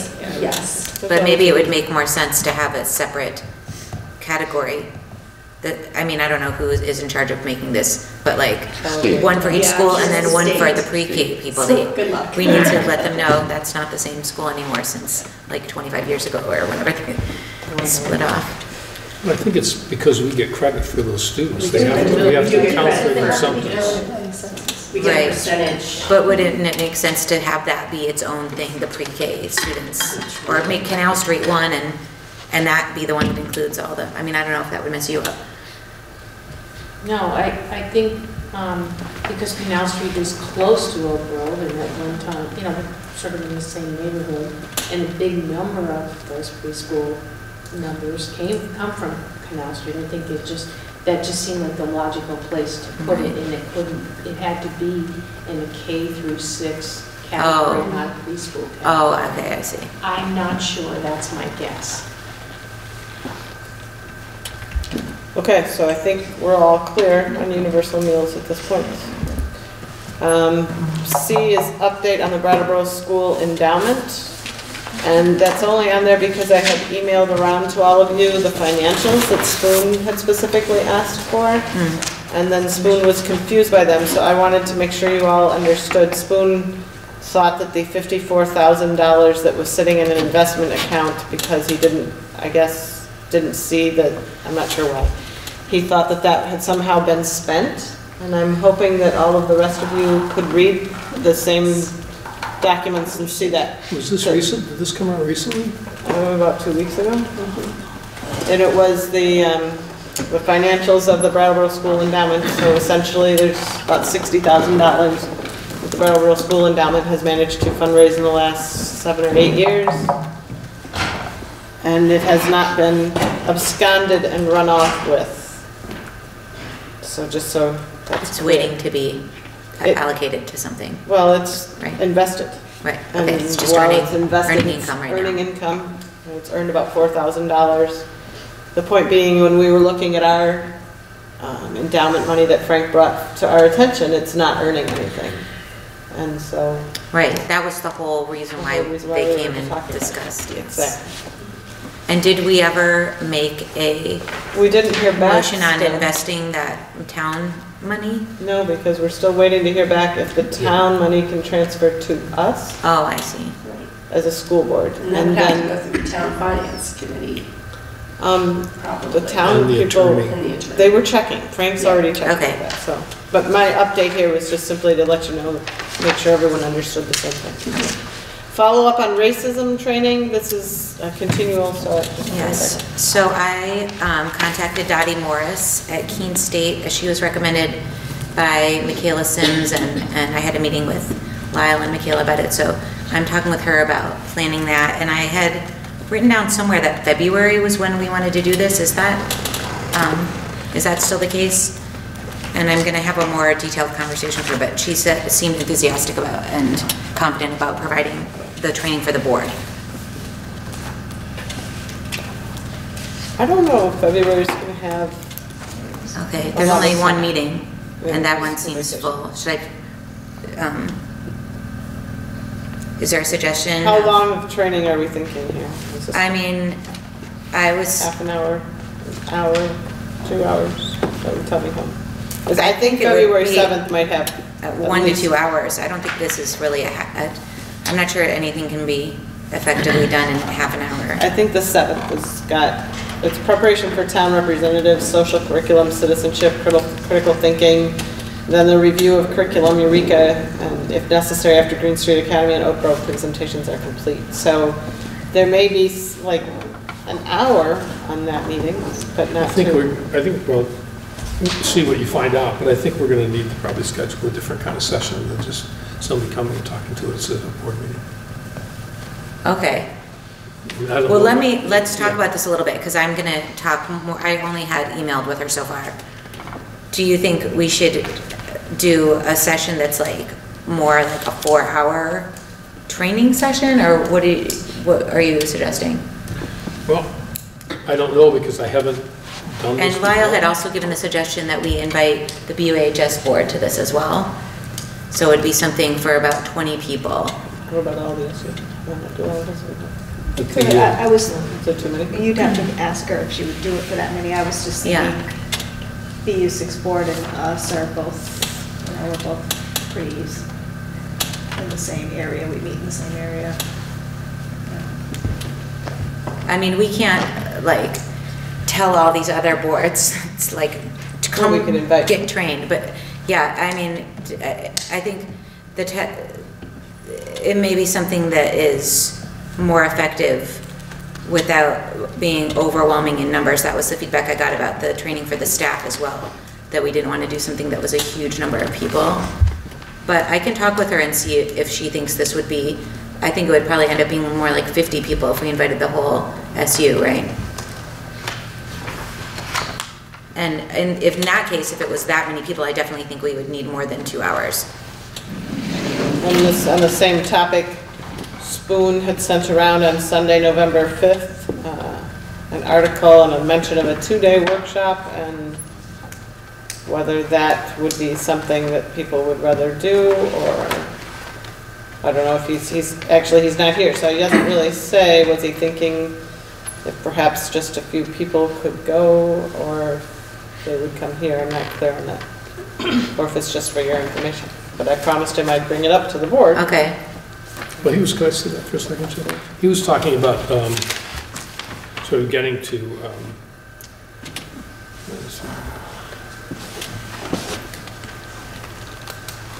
oh no, this is different. No, it's different than the one that, He had another one you're yeah, thinking of too. that talked more about sort of coming to realize prejudices that we're previously unaware of, and Yes, a the more inherent comprehensive training. Yeah. And the only experience I've got is with the gender equity training, and that was 6 hours. That was an all-day workshop. For this training, I thought that what we had talked about for the board was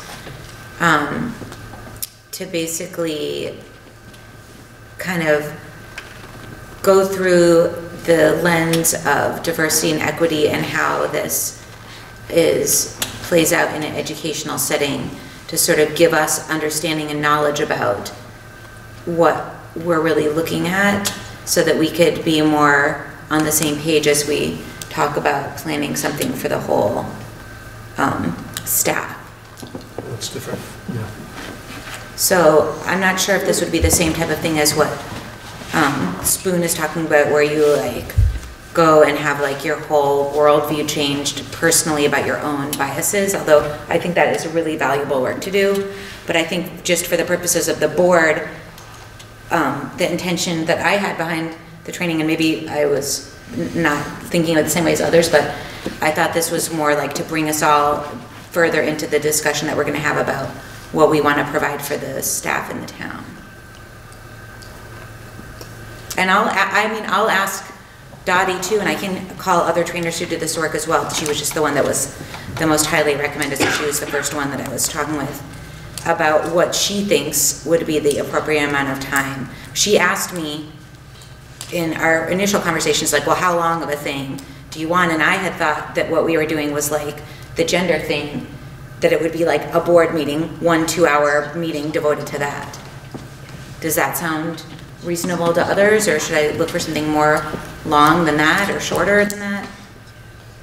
If the goal is to understand what type of training that the professional development needs, I don't feel like I as a board member have any involvement in that. That's an administrator decision of what the professional training is that's available, and they understand what needs to be done. I mean, I think my part as a board member is to oversee and say, we think this is important, and we establish that, yes, make sure that's part of the professional development training, and that then we leave it to them to figure out how and when. So I thought that all of you were talking that from Spoon's comment, I think he made, that we all need to understand all of this so that we can be adequately doing our work as a board member in some way. I mean, I think that is also true, but this is the most sort of pertinent way that this issue is coming up in our work as a board member, is advocating for and providing space and funding for a certain type of training that we want to offer to the school staffs. So in that case, I'd almost say then let's let central office decide when. I mean, you could certainly work with them, and maybe we just attend with the professional development or something. I mean, I don't know that the right, because I think board you have would be to, getting the same. we have to figure out when it will, you know, because there's a certain amount of time that each school has for professional development, and putting that into that already established, you know, where we're going to put that into that, not curriculum, but for the teachers. So, I mean, we just have to be, unfortunately, we can't just throw something in when everything's already, I know for this year, you've already locked out. You've already paid for professionals to come in and something like that, so. Andy's raising his hand over there. Yeah, Like, so I mean, I think if we Yes, want Andy, for the thoughts? teachers, it is something that central office needs to yeah. take care of, you know, put on and speak with the administrators when, you know, when it probably, unfortunately, wouldn't be this year, it'd have to be something that we're looking at for next year. Right. I mean, that's what we had Yeah. discussed in our previous meeting, that this is not going to happen in this school year. Right. But that was what, the outcome of the previous discussion where I brought this idea up was that everybody said, well, we should have a training as a board first. So I'm trying to arrange that. Is that something people feel that we want to just pass by? I mean, I don't understand what's going on. I don't feel like it was really a discussion at that meeting. I don't feel like it was really a discussion at that meeting. It was a discussion between the board and community members who showed up. But I don't think we talked about it at all. No, I mean, it was sort of something that was like, the end of that meeting, a motion was made that the board should receive training, and then we'll talk about this at a future date. That was what I heard as the outcome.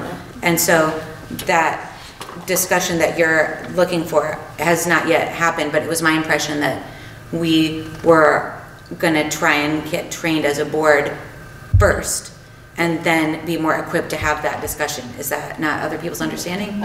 Absolutely, but I just didn't think it was the next step of figuring out what type of training has to be done for the teachers. It was for us to be understanding the issue better. Right. And But, well, I yeah, guess that's my like training ultimate goal, the is that teachers. this is going to include in our understanding more support for that discussion, or I guess whatever. that was the problem with me in the last discussion, was that I didn't quite get the connection between the two goals. Why I needed to be trained as a board member, and that's when you made the connection. Okay. That's what, I was lost at that, and I'm like, okay, if we all want to be trained, that's Yeah. fine, but I mean, I'm not trying to say that we should impose the training on the staff without input from the principals and administrators. That's obviously going to be the most informed piece here in doing that. One thing that we discussed when we discussed this initially, we called it diversity and indoor diversity and equity training, and now it's in the agenda it's labeled as racism training, which I would submit is a change, and it's a shuffling around my papers It's a here. little- it's a little I think some of this is different. just like, So- there's a lot of language around this and maybe it was unclear of like exactly what is I would that we're just doing suggest we here. change it back to diversity training. That's probably Yeah. my fault that I just said. That's okay, I'm no. not being critical, I'm just asking to be Yes. back to what it was. Yeah, I think that's appropriate. The other point of view, I mean, if, the best way to go about professional development for our teachers is to really ask our teachers what they need. And before we can find a fix for a problem, it seems like to me we haven't really identified the problem and all the areas in which we're weak in areas we need to grow in. Then that takes a lot. It takes some analysis, conversation, and some process, and a needs assessment.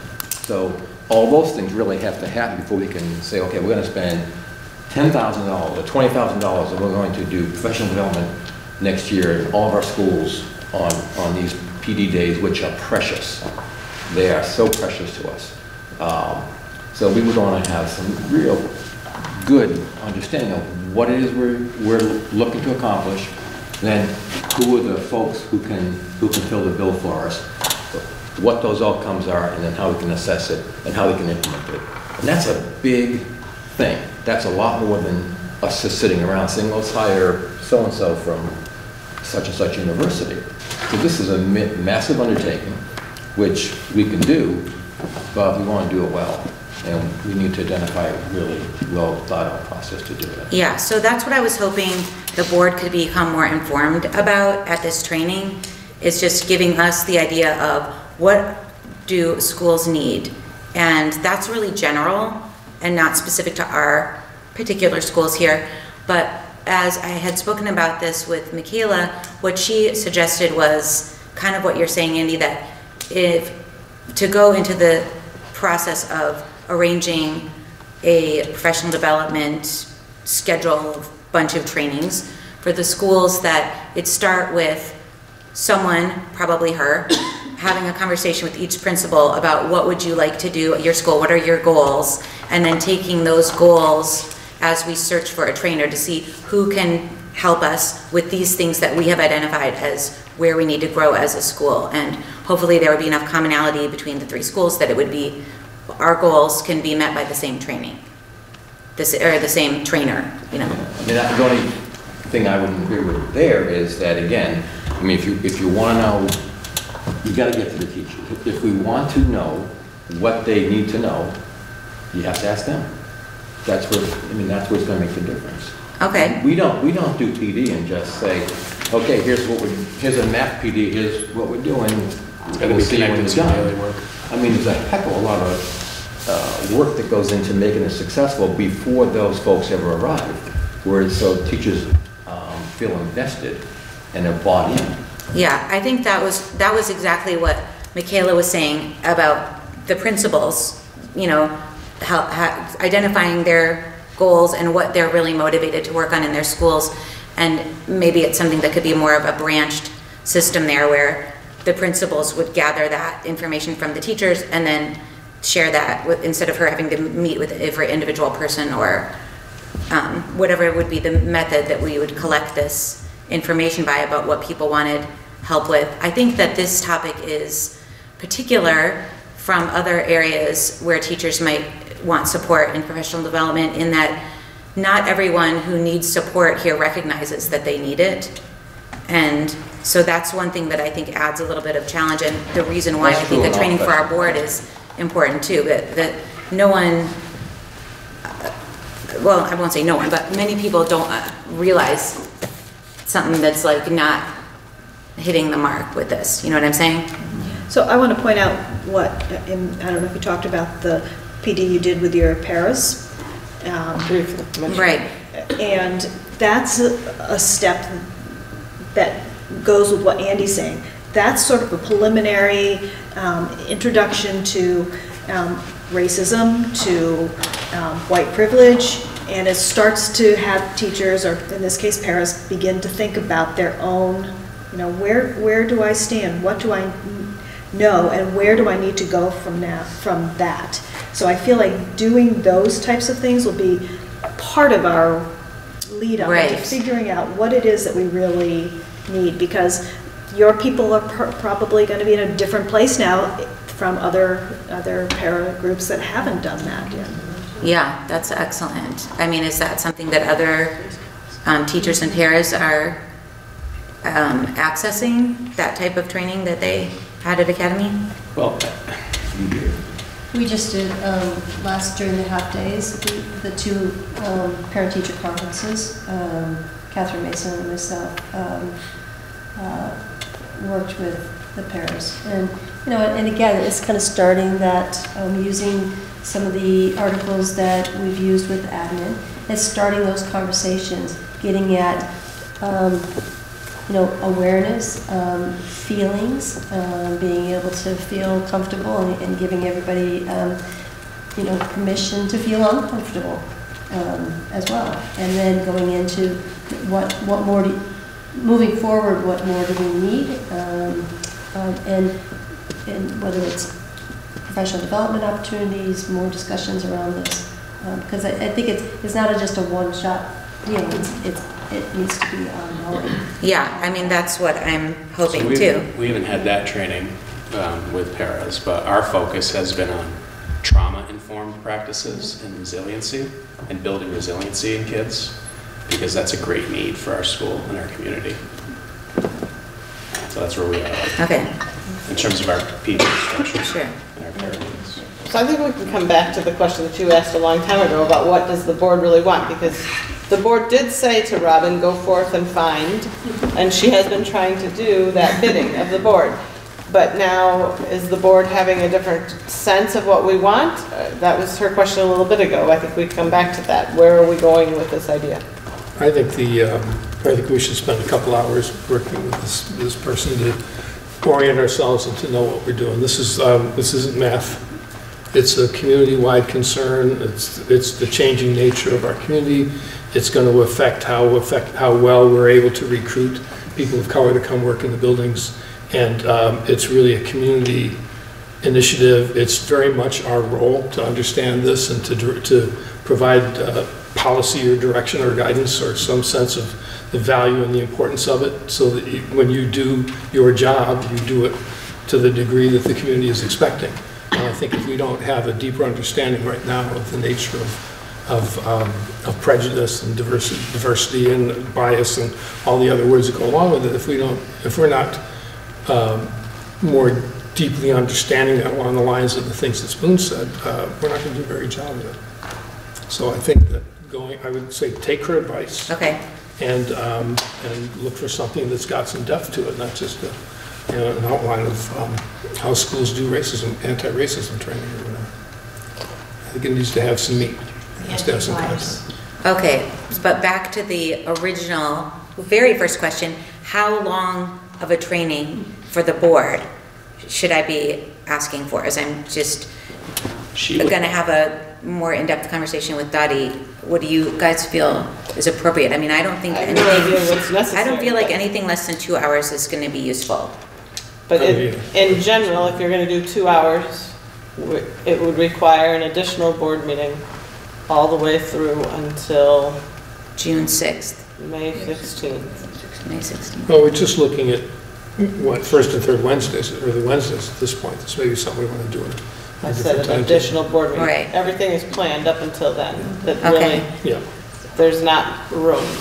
So if I just ask her about Wednesdays, if I see when she might have an availability on a Wednesday that wouldn't be the first and third Wednesday, and see if that was something that everyone on the board could make. Yes, and at this point, Seymour, I mean, it would probably be into the new year. Yeah. We might want to wait until after we know the composition of the board, and that way if we're getting new members or members change, we want to have... So you're saying wait till after town meeting day? No. Yeah. Is that what you mean by the composition of the board? Yeah. Who goes on or off this year? I know I'm up, I know Spoon's up. David, are you? No, I got another year. I'm up. And you're up. Yeah, the 3 1 years. Yeah, the 2 1 years and I'm a 3 year. Right. Yep. And yours is up this year? Yes. Well, that was quick. Mine is up this year. Okay, so I'll Yes. ask her then about dates after March 7th. And that way if there's new people elected. Yeah. into April because it's the last, remember our town meetings in our. But we are elected on March 7th. Yeah. That's what she's talking, wait We to get see who's sworn gonna be in. on the board. Yeah, but you can't schedule something because they don't come into their first meeting until April because we have the town meeting. Right, So you're okay. elected, but you don't come. I see what you're saying, yeah. Okay, But I just think it would be most, you know, yeah, no, the that's a board good might point. change, but. And try but to get it I done think- before then anyway, with Right. budget and everything Yeah. else is not I really. think it's, you know, I think it's important to whomever's on the board, and if that should, and if the composition should change, they need to get this training. Okay, Okay. we're on a second world's longest meeting. So, board request to administrator, oh no, discuss memo from Rebecca Holcomb. That was something that, David, you had asked to put on, but we got another one today, if you all have seen your From Vermont. the governor? From the governor, that's even more, Actually, it's much less useful. well, it's very explicit. And his, what is it, 631, those numbers are bad. Yeah, he's been talking about that since he was inaugurated. So, the thing that he asks to succinctly synthesize down his 4 or 5 pages of letter there is that we need to propose a level funded budget, that we do not increase our budget anything from last year. And Rebecca Holcomb's memo, as it relates to staffing and budgeting, anybody want to take a stab at her main point? I think it's Actually, kinda similar. they're much more specific, and I kind of, what I'm looking at, and the reason I wanted to have this on the agenda was that one of them I don't think is really accurate, one of the points that she makes, and the other, I want to get some input from our administrators about whether it is. Well, she talks about, on the 3rd page, she talks about the growing body of research in Vermont of the over-reliance on hiring paraprofessionals when students should get their instruction from their teacher. And that's not actually what the research says. And if you remember, Jill, when we went up to the SBA, and we actually bought this guy's book and brought a couple of books back and shared with the whole board. But he's talking about reducing librarians, reducing nurses, reducing, what was the other one? Guidance people. Do you know that whole process? And one of the things that he talked about was paraprofessionals. We didn't buy the book, so we gave him the book. Remember, it was the speaker, and then we all got it. Yeah, I thought we bought it. I thought that was tricky. Anyway,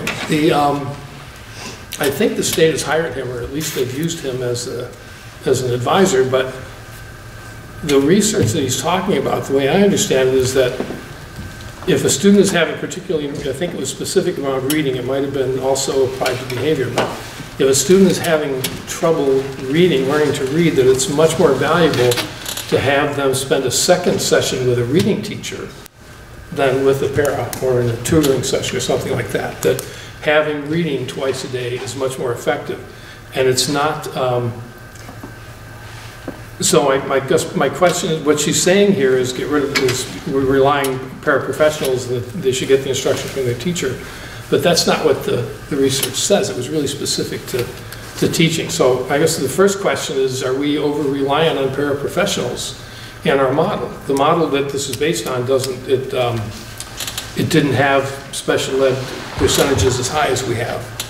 And, but anyway, it wasn't our model, but How are we supposed to reduce the reliance on paraprofessionals if we're level funding the budget?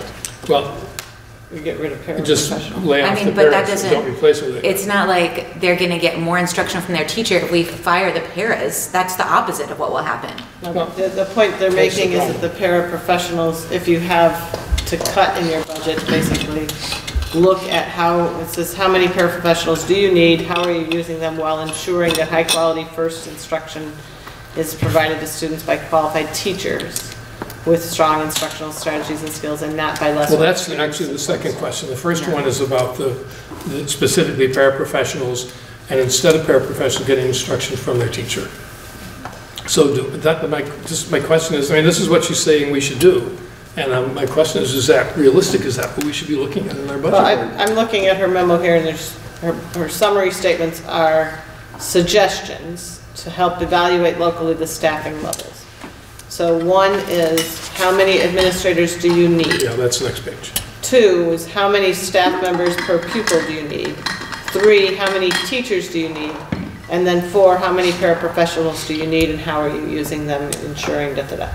So those, I mean, I think that's her summary statement of when we look at the budget in general. I don't think she's saying strictly cut paraprofessionals.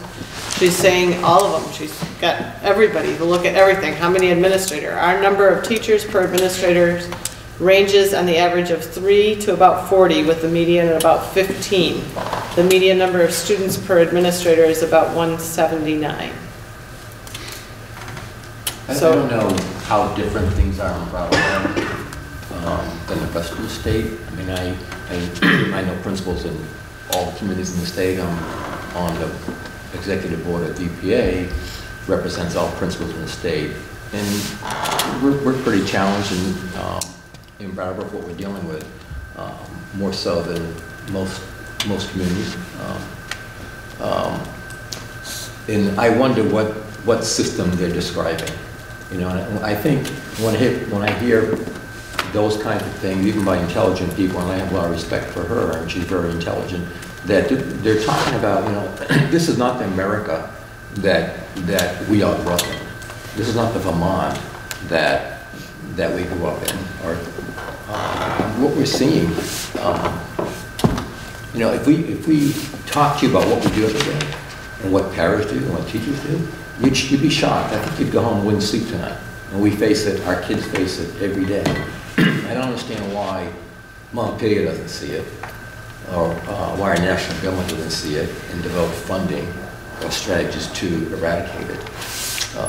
But given that, I've come up with a daily minimum, we can save $1 million right now, and eliminate 23.5 positions. It will only influence 50 or 60 kids in all 3 schools. The first thing we could do is we have 4 positions dedicated to only 3 students, 4 adults, 3 children. Way out of whack with her numbers, right? So let's get rid of those adults. The kids are deaf, but you know, we service deaf kids in our community because there's no other place. So we've become a deaf school with high expertise. It's a very expensive program, but it doesn't meet their equations. Then we have 2 medically fragile students that require one-on-one attention, or 2 adults to 1 student attention all day long. We have 2 adults with them, toilet training them between 6 and 10 times a day. Okay. And then we'll talk about STEP. We have, I think my numbers are correct, 5.5 certified staff between ABAs and special ed intensive case managers, with I think somewhere around 23 to 23.5 paraeducators. And they're only working with 50 or 60 students in our 3 schools. So, I mean, those are huge numbers. If we eliminated that program and just let the kids fend for themselves or let the teachers deal with them, we would save $1 million. We'd bring our numbers into whack. But the ironic thing is, you know, if we did that, it would actually cost us at least twice as much as we're now spending, right? So, for example, there are no schools for the deaf in our area. There's one in Northampton, the next one is West Hartford. We've been talking residential placement, okay, well beyond 6 figures per student. The cost per student would be astronomical. So it's not a great situation that, and we regret the necessity for having kids with such complex needs, medically, emotionally, and psychologically, that we have to pay such, you know, have so many people and pay so much money. But these are our kids in Brattleboro. What the hell should we do with them? So very good point taken. I think we should make it to the town reps, but at the same time too, I think the points being made here, we have to keep in mind. And so I've already talked to Frank and he said it is possible, and I'm not asking for the moon or putting on a lot of extra.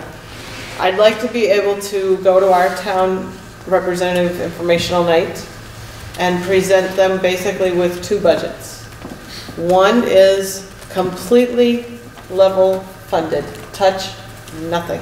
only move up what we know are the contracted increases for health insurance and for any benefits and for the salaries. And that's it, touch nothing else. And show people what an exact level funded budget does. And then do the work for the normal budget that we want to present that represents what we need to do in order to attend to the needs of our kids in our community. And then I've also asked Frank if it's possible, and he says it is, but he wouldn't get to it until after, basically since ours is later than everyone else, he could have some time at that point. But to actually look at how we've been able to, I call it, pull rabbits out of hats for the last 4 or 5 years, 6 years, that we've kept our budget from not dramatically increasing. And the way we've done that is taking surpluses that we've known we've had. We've played with the equalized student numbers. And one year we knew they were out of whack to our advantage, and we pushed more because it wasn't going to cost us more in taxes. And so we took that surplus, and the year before that, I believe we took $500,000, and the year before that, I think we took another $500,000 out of surplus. And that's how we've been able to not have huge increases in this budget as long as I've been on this board. But I think we need to represent that to the town meeting reps so that they can see exactly what we really have going on for budgets every year. And I think it's good to have a budget that just says, this is exactly level funded. This is what it is. He doesn't think it's good to present two budgets, but to be able to say that's what the cost would be. But level funded doesn't include pay increases and changes in healthcare. So to me, level funded means change nothing. But you are going to have contracted increases that you know are always there. There are a couple of problems there. One is that if the high school board and the SU board aren't doing the same thing, in other words, looking at no increase, ours is going to go up. Frank actually thinks the SU budget will go down. That would be great. The other thing is that the secretary is a political appointee. The governor obviously is a political agenda, and they say right here that the K-12 expenditures they don't want them to crowd out other critical state priorities, and that's what they're talking about. And they created a budget gap by using one-time money last year, and they're asking us to cover that mistake for them. And I think, again, I think Andy said it really well. It's different here than it is around the rest of the state, and I think we need to look at what is. I think the first budget we look at should be what you think we need, just like we always do. I think there could be discussion. Maybe I feel really uncomfortable with the idea of presenting two budgets, one of which being a disastrous effect, but maybe what we could do is say, this is the budget that we're presenting. The governor wants us to level fund. Here is what would be the impact if we were to suggest that. Here's all the things that we would have to be cutting and the impact on our students, not to give an actual thing to vote this or that. You know what I'm saying? I want to, fine, whatever. I just want to have it and know exactly what it is. What the implications. What we would, what would be going. Because I don't think we present that well to the town meeting representatives. I think we make a good case for, look what we've been doing, this is why it's necessary. Right. But I don't think we explain very well to people, this is exactly how we've done it and how we've been able to keep it down. And it's really pulling magic, it's pulling rabbits out of hats. What he said was perfect too, because if you look at what if we cut all of these people that are assisting the hearing impaired kids, and then we got to pay $2 million to send them to school somewhere else. It's not going to actually end up saving any money anyway. Right. To level fund will be costing us more. Well, it's the reality of public education. We have to educate whoever's in our town, and we don't control that. But I think that my point is basically we need to be more honest with the town reps and be clearer about this.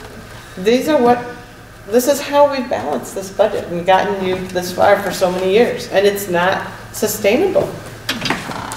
I think that the electorate needs to know, though, that the social issues that are happening in our area, those are in our faces every single day. And every time there's another issue that's come up, the school is expected to take it on. And yet, every year we're asked to cut the budget. So how are we to continue to support all the social issues at a reduced budget? And I think about the social worker. Yeah, it's made a huge difference for those families. And very much needed. Every school could use one. So there's our discussion, the preliminary discussion for what we're all thinking on the budget. Sounds like we all have a lot of similar thoughts. So, but that, you guys get it first and then bring us something back. I think it's great that the secretary sent this around and the governor after her, so that people will have the conversation, but I just don't. Well, I think we need to be aware of it. The way Yeah. that it's set up for the state is not sustainable. And yet, everything else that we're saying is true as well, but it's not sustainable. So how do we address that? And how are we going to make that work? So I'm going to crash through the last thing because we're here. Board relations with, I asked to have that on, partly because I'm new and just giving the example of changing itinerants to circulating teachers. I didn't realize what it was going to mean when I got back to my office. And it means... Oh, tell us, please. It means the human resource officer changing all the contracts, letting payroll know so that it can be changed there, who then has to let budget people know that it has to be changed there. So because I still need to remind myself that I need to be able to go back and find out the implications of what it is we're talking about, I'm just asking, could we please, if there are things that you would like us to do, could you let us know so that we can have some time to research it and then we come back? Pretty much the same as what you would do with us. You know, you want the things ahead of time so that you can look them over and then you make a decision. So that It seems so easy. It seems so easy. So based It's on, just so satisfying to make a motion. based on that, I'm going to make a motion to rescind our motion to Until change, further notice. Well, wasn't there, to change the that he itinerary. was saying that they're gonna redo this whole budget anyway? He said that the state So would maybe do we it. could The just state is defer doing that So until first motion to the new so thing. motion, I need a second. Second. And that's your discussion. Any more discussion? All in favor? Aye, So we have deferring this. rescinded our thing. And I'm going to get in the habit of when you ask us to do something like professional development, we need to have a chance to talk about it and come back to you with a proposal, and then you can Okay. say, yes, that Yeah. works or that doesn't. That's great. Okay, so I think we're okay on next agenda items because we've already discussed them Yeah. throughout. And I think we have a quick. I need to know why we're going into executive Well, session. I can do it without executive session. I'll sanitize it to the point where, Okay, Okay.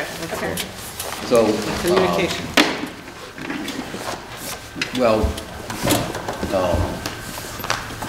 we've spoken, and what I'm saying is something that has occurred, or events that occurred at Academy School over a very brief period of time. But things like this happen in all of our schools with great frequency. These are severe, but we deal with levels of this stuff almost daily. So within a week's time, at our school, we dealt with a student found a heroin needle loaded with heroin.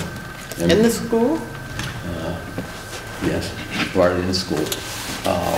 Was never possessed by a child, but was left by an adult. Inadvertently left by an adult. But so that involved in a preliminary investigation, then a notification to DCF, and then to police. Lots of reports, investigations, conversations, and so forth went on for quite some time. A couple of days later, we learned that two students, two sisters, very young, could have been, I should say, violated, victimized by a man, a man who was a registered child sex offender, who was their babysitter. And we got his name and looked into it, and lo and behold, he's on the sex registry, which is something we check with frequency out of necessity.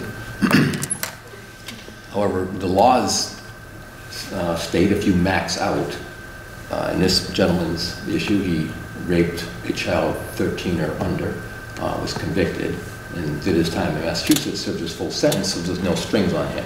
So he moved to Vermont, and could be your neighbor.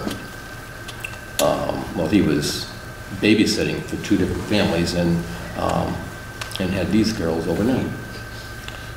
That led to DCF, police reports, an investigation, children being removed from home, and foster care situation. Within just a few days later, after that, we had a preliminary investigation for excessive neglect, and put excessive in quotes, with 3 children in our school. Notified DCF, investigation, they went to the home. It wasn't the first time they went to the home. DCF worker, a seasoned veteran, said it was, in 20 years, this is the worst home she's ever been in. The squalor in this house, the children had no food. Those children have been removed from the home, and they are now in the foster care system being bounced around. So that was in 1 week, 1 week's time. And I know in each of your other schools, this is what's going on. In every single case, the drug addiction plays a significant role. It's not an excuse, but it certainly plays a significant role. So getting down to being in classrooms with children and being instructional leaders and doing fun things with kids gets pushed to the sidelines quite a bit because we have to deal with this on a constant basis. Okay. And when Andy, Jerry, and I share these things that are happening, there's no surprise factor anymore. Like when Andy shared those stories with me about a month ago, I was not surprised one bit. Yeah. I had my own situation during that same week. We had 2 children removed in the middle of the night by police officers because in their home that they've been living in, a boyfriend was busted for 3,500 bags of heroin, a loaded gun, a wad of cash, crack and cocaine in the closet of their home. So in 24 hours, both those kids were, one was on a plane to Colorado, and the other one was in a car to Guilford.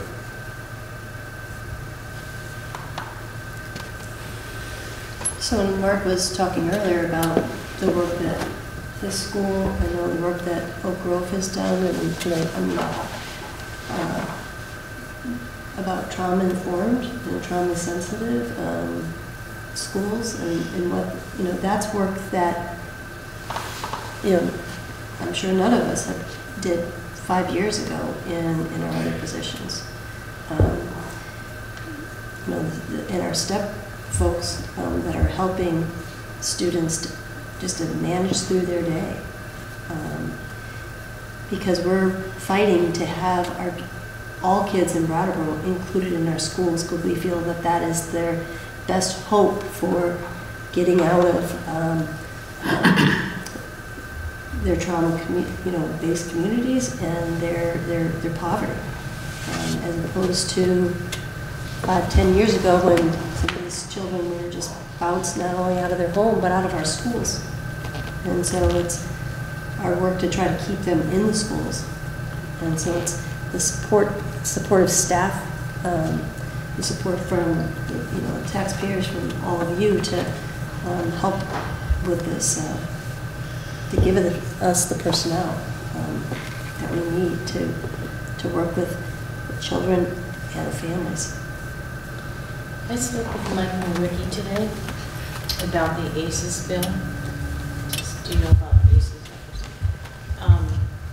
And I offered my support to help in any way that I can to move this through legislation and to actually attach some dollars to it.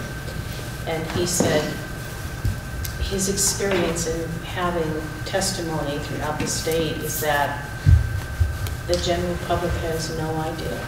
They don't understand. I mean, I've been saying this for 10 years. We have a concentrated population in Head Start. And so he feels that the work we must do is educate the general community and even the legislators about how serious this is, because he said people don't believe it. They don't believe that this is happening. But it is. We testified before that subcommittee a month ago. Can I ask a question? How many of those kids got sent back home by the court? Well, I don't want to reveal that because we're trying to not give away anything that could identify the children or families, but it's often the case that the state's first plan is always reunification. Is their priority. And regardless of the court, even if the effort is to not, one of the issues is they're on homes, they're on foster homes available. Teachers at Academy School in Paris have taken in a number of children in the last 2 years, temporary or long-term, and even an adoption is likely. We're often called upon by DCF to foster, but the system's clearly broken. It goes back to what we talked about with the teacher, the staff to student ratio. This is what we're dealing with. Is there anything beyond recommending funding these needed positions that we can do as a board to support or help whatever is needed in the schools dealing with this stuff? And maybe that's something you might want to think about and come back next month with. Well, that's what last year was, the social worker. And that has big changes. Right. I mean, that's the social worker, I think, is really successful, but there's obviously the need is growing. So I feel like it's outgrowing the helpfulness of the social worker, that we're going to end up how much she helped, and then there's still like an even more serious It's an epidemic. I read recently, just this weekend, in fact, that more folks have died from this opioid crisis than died from the entire HIV crisis. So, but it's easy to dismiss when you think of it in terms like that, because you think, well, how many people was that? But what we don't, and so if someone uses heroin, eventually, I mean, 80% of heroin users will continue to use heroin after treatment. And it's been that way. One of the first jobs I had out of college was to work at a halfway house for heroin addicts. It was 80% now, and it was a long time ago. It hasn't changed. But what's different now is that addiction, when people are addicted, have children, and they can't care for their children. They're not fed, they're not clothed, they're not bathed, they're abused and neglected. We used to call it post-traumatic stress. We don't even call it that anymore. You know why? Because it's not post. It's daily, There's ongoing. So I don't know. You know, I wish we could sit around a table and say, here's what we could do, here's the answer. I think what Deb said about the general public not really including us, I think to a large extent, just not realizing the extent of what's going on, and whatever we can do, I think, in response to your question, Robert, whatever we can do to help the public understand that might be something we want to look at in terms of our goals going forward as well, is how do we get this information out. At the town meeting, talking a little bit about this, although I think it would have to be in an even less specific way than what we just had, because I'm sure that folks could recognize their story being told and find a way to kind of give the severity of the situation without getting too personal about it. I think that's something we have done effectively in the last 2 or 3 years, but we need to do even more. I mean, I feel like that's, Getting worse. the whatever was said about it 2 or 3 years ago is now less severe than what's actually Exactly. existing too, so. And we didn't talk so much about opiates. Yeah, we talked about homelessness because that Homelessness had and such. increased. Yeah, But it's- those are all things that are symptoms of the But it's opiate. also because people are very removed from this. If you don't have kids in the school system, Right. you don't really, well, Even if you would have them, Even if you do have I'm not kids. aware of all the things No. that Andy just said, my that's what I God. said all the time. You know, it's, yeah, And that's the positive, I've said that many times, that's the positive of the work that our staff and administrators do, that even, that, you know, that you as a normal parent walking in and out of the school don't realize that that's going on. And then that as a school board, but I think what you just shared now should be shared more loudly Yeah. with us and then with the town. and the state. Yeah, I know, can we send this I mean, part of they're- the clip to the governor? I feel like- Student climate survey, there's that question, there's at least one adult at school that I feel safe with or can connect with. And I think our statistics are like 99% of our kids feel that there's at least one adult in our school that they can, you know, go to if Yeah. they're feeling unsafe. We start taking staff out of the school, that the percentage taking on that people's question safe person. is going to go down. Yeah, That's an excellent point. And that trauma-informed work that you mentioned is really critical. And it is what we're doing. And it just, but it changes, I mean, in the early childhood world, it is all about social emotional so that the children are school ready, they're ready to learn when they come to kindergarten. But and we're still charged with teaching academic skills, but it's really hard to do that when you're dealing with this kind of trauma. A child just is not ready to learn, and honestly, I'm impressed by how well we do, given these situations. I think another symptom, at our last admin meeting, literacy coach Brian Bittner presented some data on kindergarten readiness. And you look at kindergarten readiness of Bratttown students compared to outlying town, drastic difference. We're looking at like 60 to 65% of our kids not kindergarten ready, like significantly not ready for kindergarten, compared to like lower 20s at some of the outlying schools.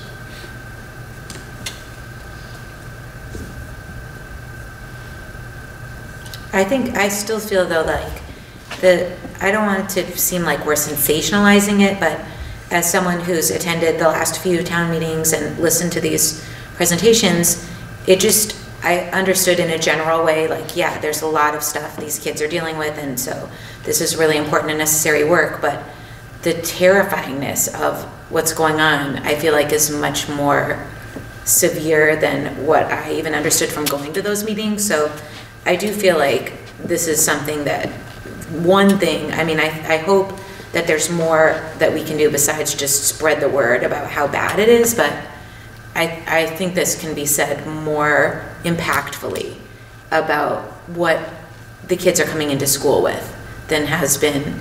I feel like in the past it was just like, yes, there's a lot of poverty, kids coming to school not potty trained, and you know, maybe that should have set more questions off in my brain of like, well, what the heck's going on there? But you just sort of like, okay, yeah, I can see that.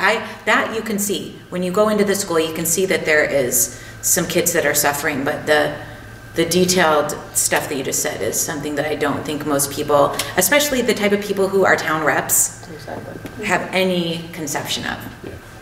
And that's why in the last few years too, we've been tracking the numbers of calls to DCFF. That just started in the last year or so. Before that, the homeless number was a couple of years ago.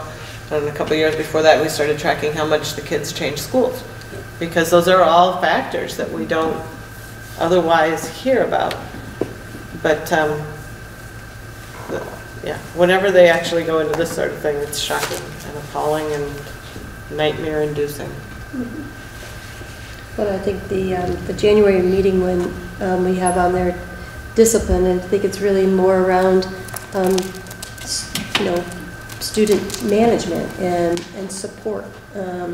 That I know we have some folks from our Greg Stoller, I believe, is going to be coming, and our STEP folks, because that is the program, again, like I was saying, that you're going to see, not specific, but there'll be data to show that this is what they were coming to our school with, and this is how, with the supports that they've been able to grow and stay in school. And so some of, I have a case study where, last year we were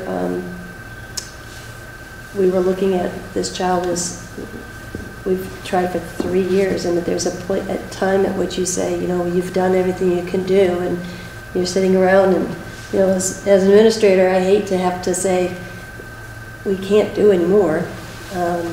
We were really close to calling up. In fact, we had a spot for an out-of-district placement, but we were all like, we're going to just give it one more try. We're just going to hang in there one more time. And luckily, we had a good relationship with the family, and things aren't great, but they're much better.